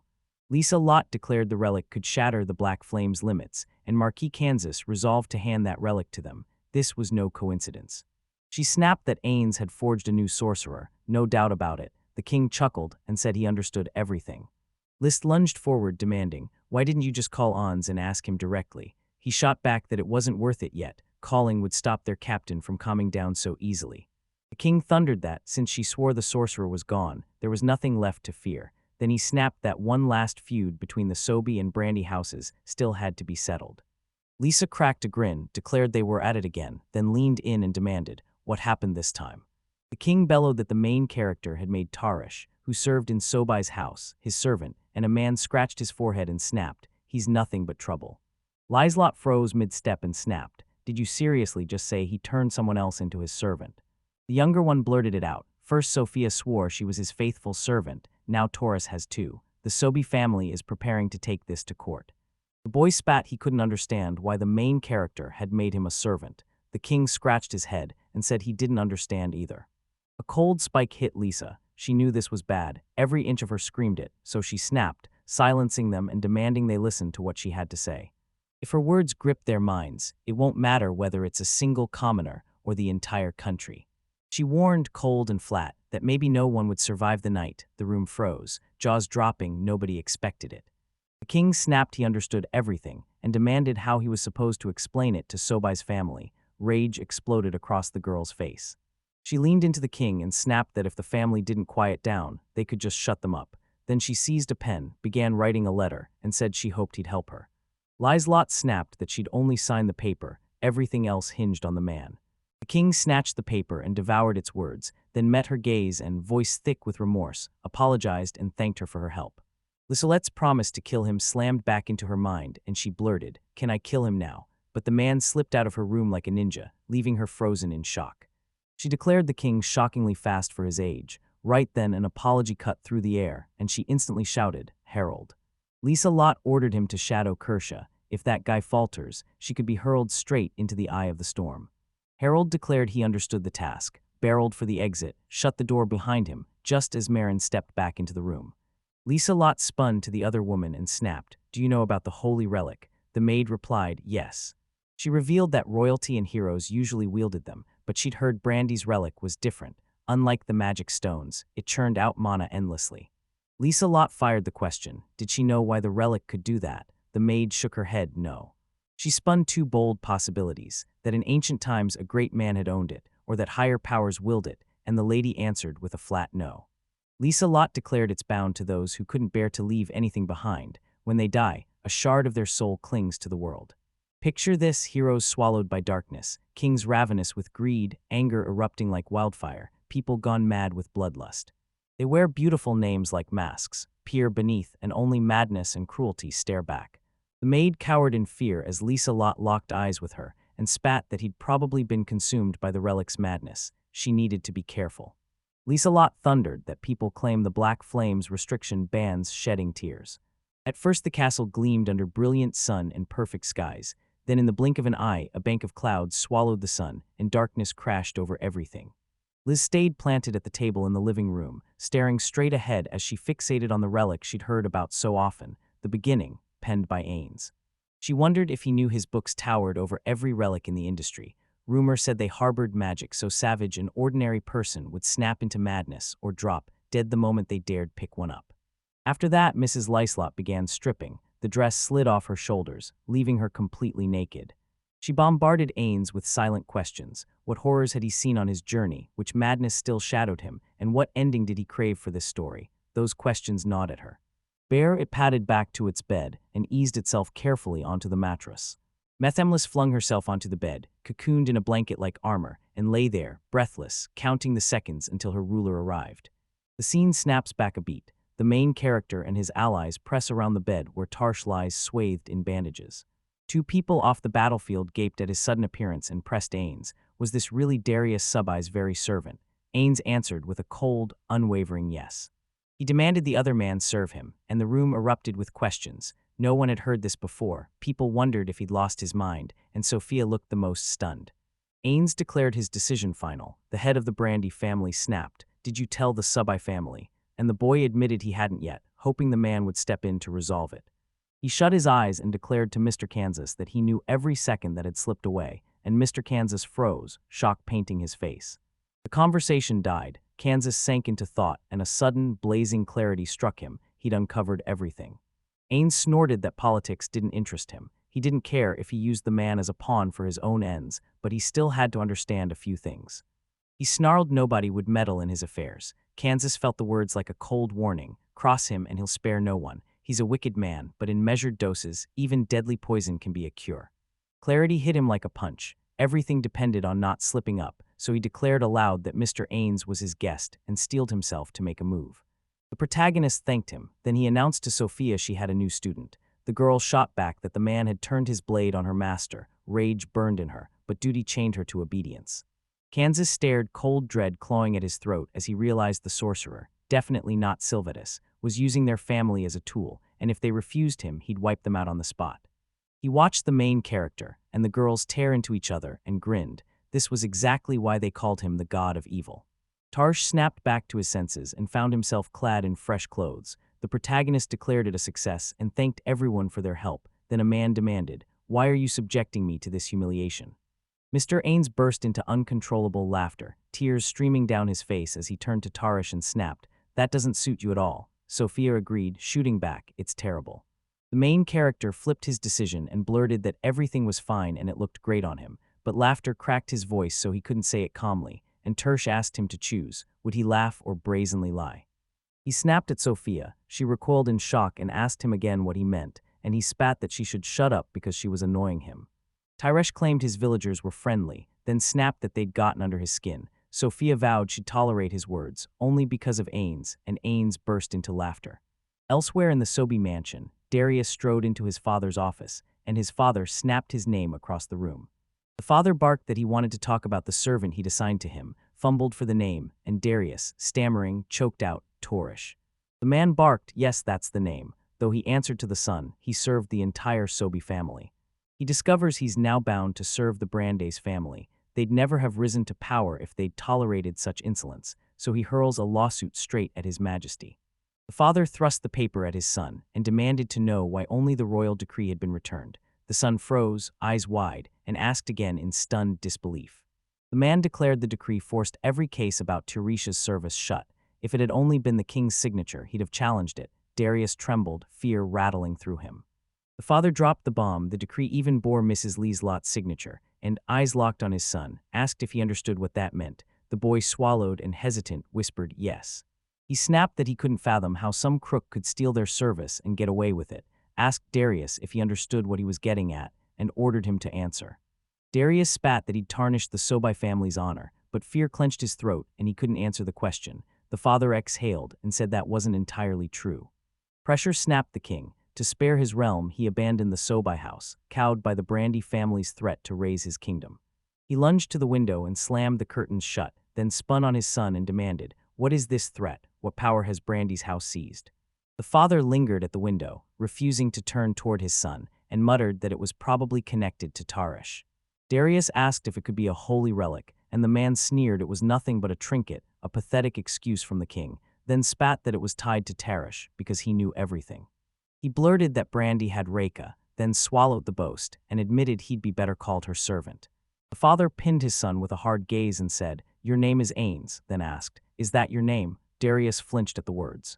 The man snarled that the main character was so powerful he even dared raise a hand against Mrs. Lieslot, then turned to his son and boasted he was the first to witness that strength. Father shoved the decree about their servant Tarish into the flames and roared that it didn't serve the Brandy family. He'd badly underestimated them. Head of the house, Sobi accused the protagonist of luring their servant after spotting his potential. Those words ignited Darius's fury. Father snarled that it had upended the fragile balance between the three great families, and the letter in his hands disintegrated into nothing but ash. A cold tension slammed into Darius, and fear flooded him as he scrambled to justify himself to his father. After this, the man stormed to the drink's corner, snatched a bottle, and asked his son if he knew he had many brothers. Darius shot back no, insisted his mother had told him the exact opposite, and his father cut in, declaring she was telling the truth. He poured himself a drink, eyes hollow, and confessed that every one of his brothers had died young. The other man snapped, "Why did that happen?" At first Darius fell silent, weighing every word. Then his eyes shot wide, a tremor ran through him, and he blurted, "It's all because of the curse." His father exploded into a roaring laugh at the suggestion, then barked, "Yes, it's a damn curse." He closed in on the wall of faces and declared, "The Sobi family doesn't know the meaning of a short life," as his features warped and his pupils went pitch black. Darius couldn't grasp what was happening. Terror ripped through him, his body shook uncontrollably, and he crumpled to the floor as the man turned away. The father lifted his glass and sipped, then eyed the photographs and laughed. The eyes in the pictures had gone wild. Terror clawed at Darius. He sat on the ground, tears streaming from his eyes as the man called his name, and plunged into a story about when his mother was pregnant. The father leaned in until his breath scraped his cheek and demanded, "Do you really think the child died because of the Sobi family's curse?" while a swarm of eyes drilled into his back. In the Brandy family mansion, Kansas announced to Ains that the Turkish case was closed. Relief hit him. He silently thanked God for settling everything peacefully, and the protagonist smiled at him and said he was grateful. The man spun on Tarish and demanded gratitude, snarling that Tarish lived so well only because of him. Tarish shot back he was content with the tiny crumbs Sobi's family gave him, and Sophia boiled with rage. Kansas told Ains the exam results would be announced soon, then implored him to keep helping Reika, to stay at her side as her servant a little longer. He thought, memories slamming back, and snapped, judging from the exam, she didn't need my help, not at all. Ains vowed he'd make up his mind only after he'd learned what they teach there. Reika raved that the academy cafeteria's food was delicious, and the protagonist snapped to attention, eyes lighting up as he blurted, "Is that really true?" Kansas grinned and said that in his student days the food had been phenomenal. Aristocrats' kids swarmed the place, driving standards razor high, and every seat was gone in seconds. Saliva pooled at his lips as a spark ignited inside him. He snapped, "This is fascinating," and every fiber of him screamed that he wanted to be there. Ains said he wanted to know how ordinary students learned basic magic and insisted they question them face to face. On their walk, they only found Tarish, and Sophia sneered, comparing him to a stray dog. He threw back his head and laughed, declaring he couldn't wait for their clash, then nodded and agreed to accompany Reika to the academy. Kansas let out a relieved sigh and admitted he was glad, while Reika offered a faint smile and declared she'd finally be able to boss Ains around again. Resentment flared in the protagonist. Reika laughed. Tarish shot out, "Are we really servants of a servant now?" Sophia snapped, "Don't be so full of yourself, you're just a disciple of a servant's servant," and everyone burst into laughter. Meanwhile, at another estate, a sharp knock jolted the hall, and the commander bade the visitor in. It was his subordinate, immediately apologizing for disturbing him. The man ignored him, hunched over a stack of forms and scrawling each one by hand. Still without looking up, he snapped at the newcomer, demanding to know what was going on. When the subordinate announced a letter from Sophia, the commander snapped upright, demanded again if it was truly from her, fired off why she'd stayed silent so long, thanked him and waved him away. He lunged for the letter as a white-hot pain stabbed his hand, then barked that he'd been drowning in paperwork all day and needed a break. Sophia's meticulous report slammed down the truth. The protagonist had uncovered everything, and the man had to admit it. Ainsama seemed to know it all. The main character teamed up with Marquis Brandy. The commander's jaw hit the floor. Ainsama had always been distant. He never expected him to pour his heart out to him so easily, and when it happened, it slammed into him. The original immortal witch spawned copies that flooded the realm. The kingdom's magic is surging faster than the empire ever expected, and the protagonist has pinpointed where several more originals are stashed. Marquis Brandy struck an alliance with Ains, flinging open bold new routes to political power and shattering the established balance. The commander clenched his jaw, mind racing as he tried to predict the sub-patriarch's next move. He prayed the patriarch wouldn't declare war on Lord Ains. The commander barked a laugh at his own thoughts and announced it looked like a storm of events was barreling toward them. The royal family, the immortal witch Lisa Lat, the unknown darkness of the Subai family, he conjured them all in his mind, as if they stood right before him. He thrust Ains Silvetus into the spotlight, the kingdom's greatest wizard, now allied with the Brandy family, and they rose to become the three dominant powers of the kingdom. The commander stared into the darkening sky, mind racing, and realized the kingdom would be swallowed by a real storm before long. Night fell, and above the Sobi family mansion, white motes of magical energy sliced through the sky like jagged shards of glass. Darius sat at the table, clutching his head, as the same desperate question pounded through his mind on a relentless loop. His father's words that every life was precious anchored him. He refused to spill blood needlessly, but when his mother was pregnant, necessity shoved him into action. His face twisted into something inhuman, emotions clashing across it, and he hissed, "Do you really think the child died because of the Sobai family's curse, Darius?" He trembled, clasped his hands tight, and the cold truth hit him. His father wasn't joking. A voice slid up behind him. An unfamiliar girl whispered, "Are you cold?" She had crept so silently he recoiled in fear. A short, dark-haired girl cradling a tray asked if she should bring him warm tea. He didn't even turn his head, brusquely said he didn't want it. Then after a tense beat, he relented and agreed. Darius folded his arms across his chest, fury crackling in his voice as he snapped, "Don't you dare give me anything cheap. It has to be worthy of me." The girl shut her eyes and vowed to obey his command. To him, every other tea tasted like cheap swill next to the Sobai family's sacred brew. She warned he'd probably notice the difference right away, and as she poured steaming tea into a glass, Darius stared at her with a baffled, unreadable look while nerves crackled under his skin. Still pouring, she snapped, "It's just water," and hammered those words into her mind. She swept her arms wide, beamed, and declared that even plain water becomes special in this family, a glass of tea cradled in her left hand. Darius froze for a heartbeat, eyeballed the glass, tilted it and down the liquid, swallowed, exhaled, and launched into speech. He pinned her with a steely stare and demanded, "What do you need?" then snapped that if she'd been summoned, this had to be serious. She said she'd heard he'd recently been taken in by another family, a faint, knowing smile curving her lips.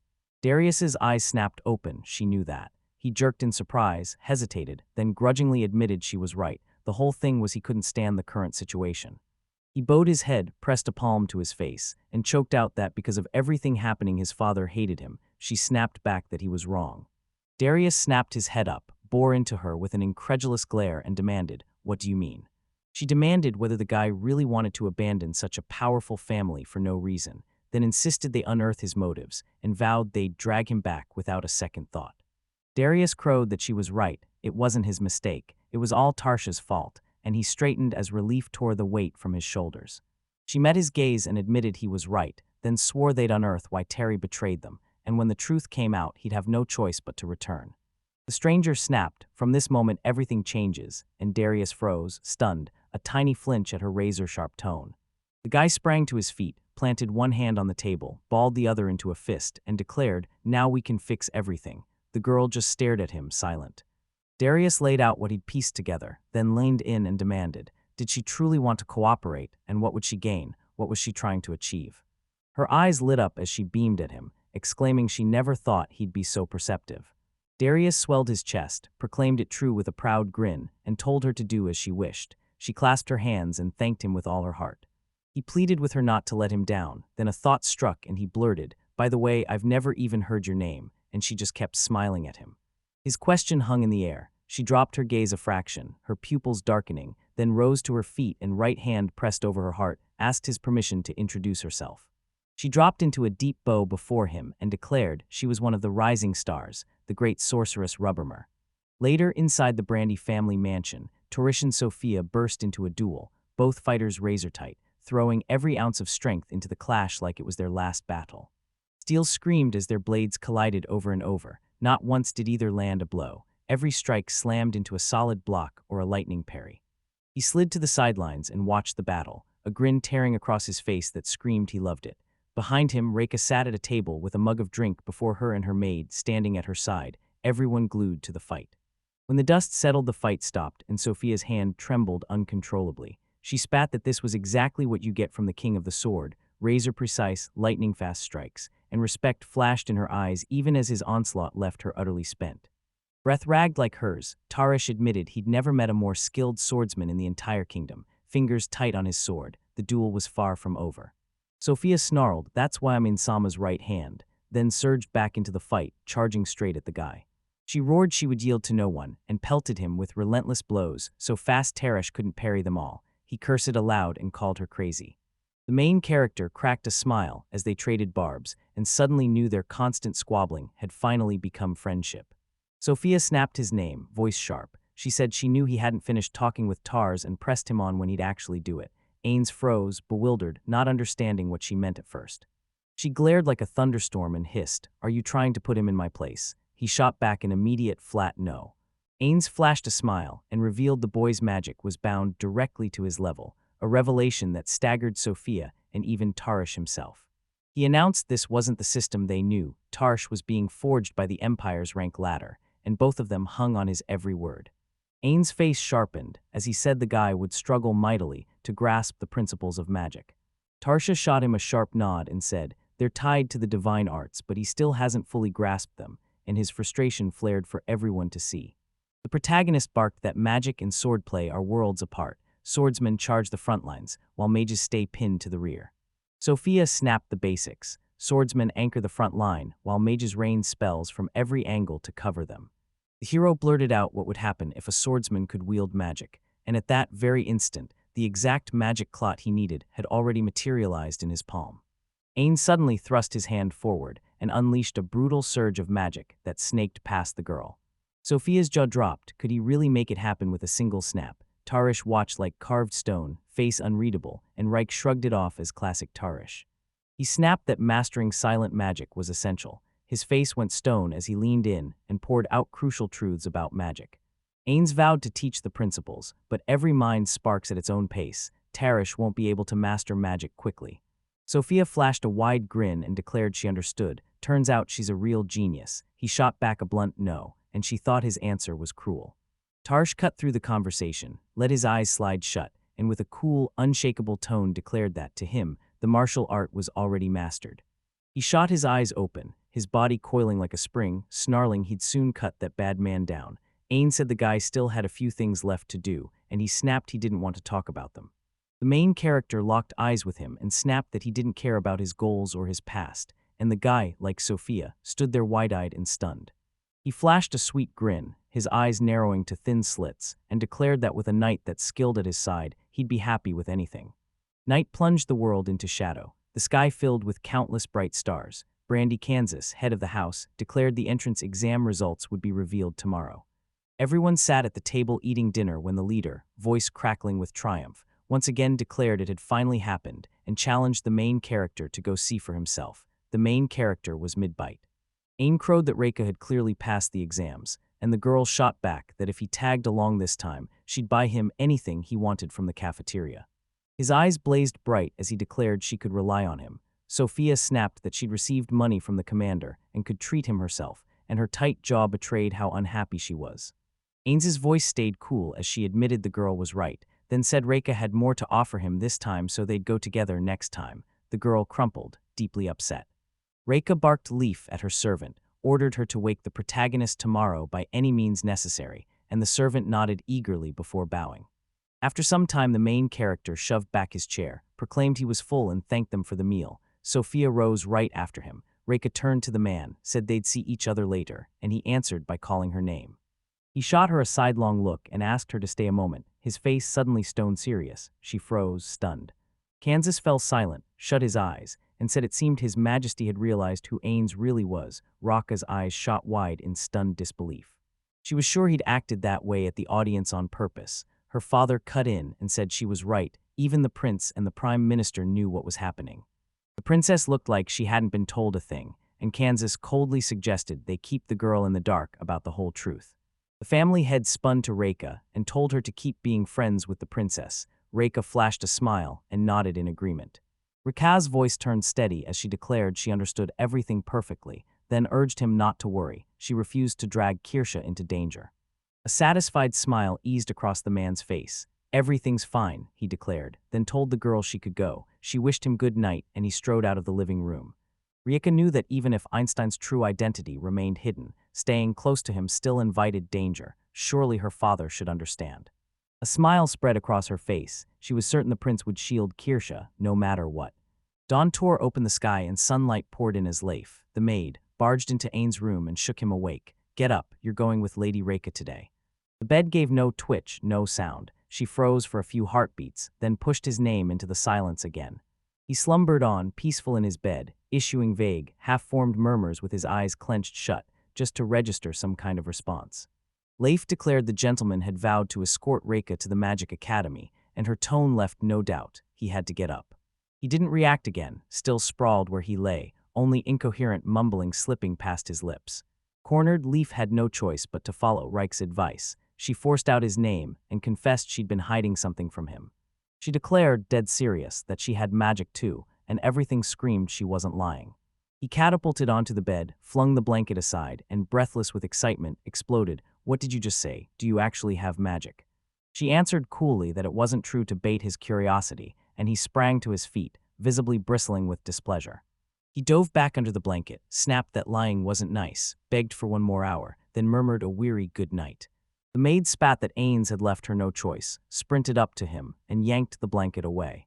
She yanked it toward her, then ripped into the other bed linen, her hands a blur as everything happened in a heartbeat. She ripped every sheet from the bed, flung odds and ends to the sides, and hurled the blanket away. The main character stood frozen, shock ripping through them. She leaned in, teased, "What will you say now?" then grinned and declared it was her secret magic, the power of the maid.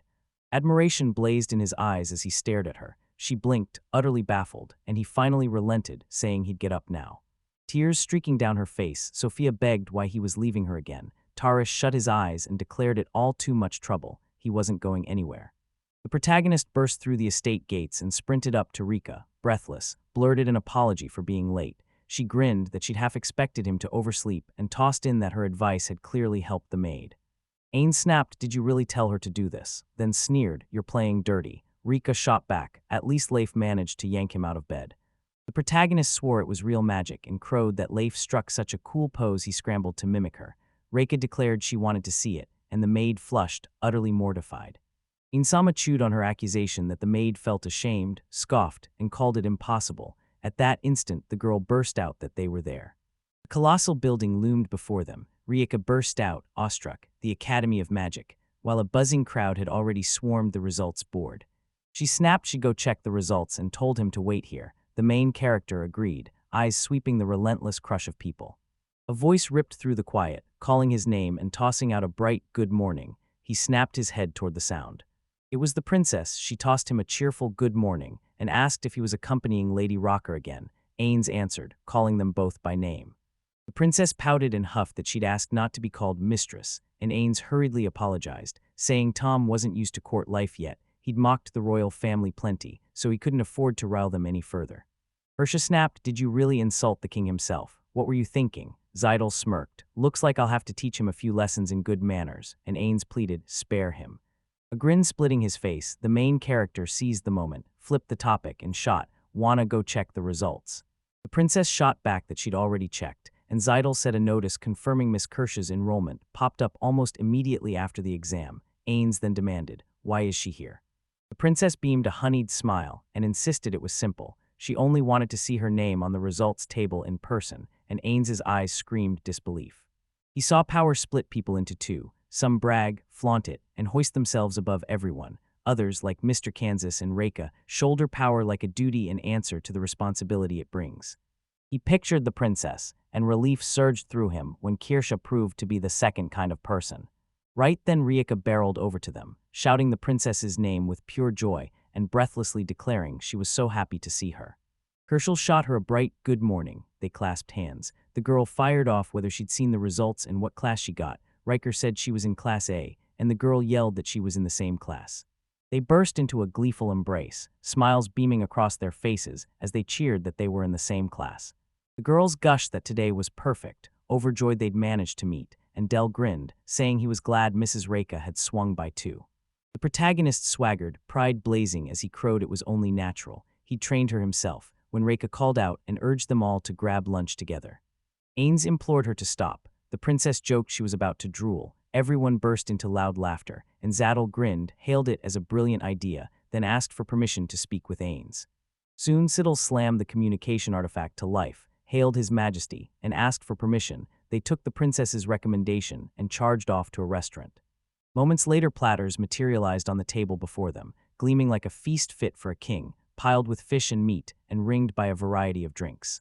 The protagonist was sure they'd had a blast, chattering and devouring delicious food, and then several days slipped away. Inside the Brandy family mansion, Reika burst down the stairs, a bright grin on her face as she announced to her father that she was going.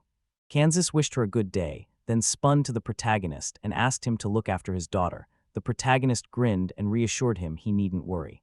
Sophia barked at Ains to be careful. Tarish muttered he hoped the day would pass peacefully or they'd be mired in trouble again. The head of the house stayed silent, his thoughts echoing the same agreement.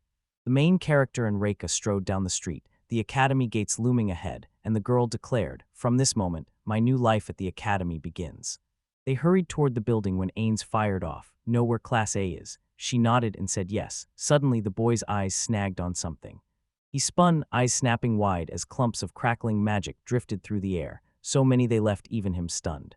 Reckitt spun, spotted Ains lagging behind, and blasted his name. Ains snapped back, breathless and apologizing for falling behind. He knew this was an academy of magic, that arcane residue would stain every corner, so he shadowed the girl toward the school building. Reika shoved the auditorium door open with fierce resolve. A handful of boys were already seated, scattered haphazardly across the room. The main character hurled the question at her. She scanned the paper and announced they had to go all the way up to the very top. As they climbed, Ains huffed that the stairs stretched on forever, and Lady Reika snapped for him to quit whining. As they clambered up, every head snapped to them. One student hollered to his comrades, "Eyes on them, study every move." They argued whether Reika had actually aced every exam. Someone cut in to say she'd even wielded silent magic, and a third froze, incredulous, asking, "Are you serious?" The guys erupted, shouting it was awesome. She kept walking, scolding herself silently. "Remember, Ains taught you all this, so don't get arrogant." Yet she couldn't help feeling pleased as a warm blush flooded her cheeks. Reika scrambled up and spotted Princess Kairusha sitting there. She burst into a joyful shout of her name, and Kairusha smiled and returned a bright good morning.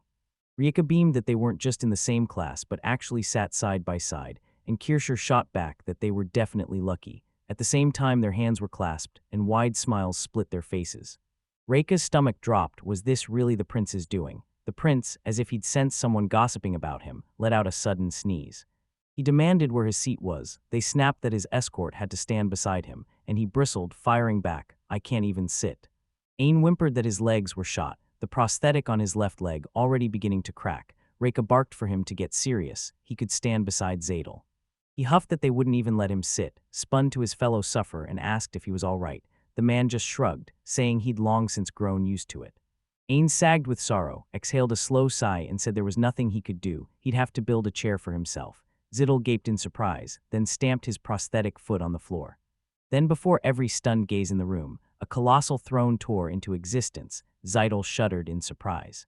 His friend and misfortune gaped in shock. The princess flushed at seeing the main character in action again, and Reika brimmed with pride, yet knew they'd just drawn far too much attention. Ains dropped onto the throne and grinned. "It's much better this way." Zadel froze, shock cutting through him, and the students instantly erupted into shouts. "What is going on? Is this witchcraft with no spell? Are we being pranked?" Zadel's mind snapped to alchemy as the protagonist pulled off uncanny feats again, never failing to astonish him and grinning the whole time.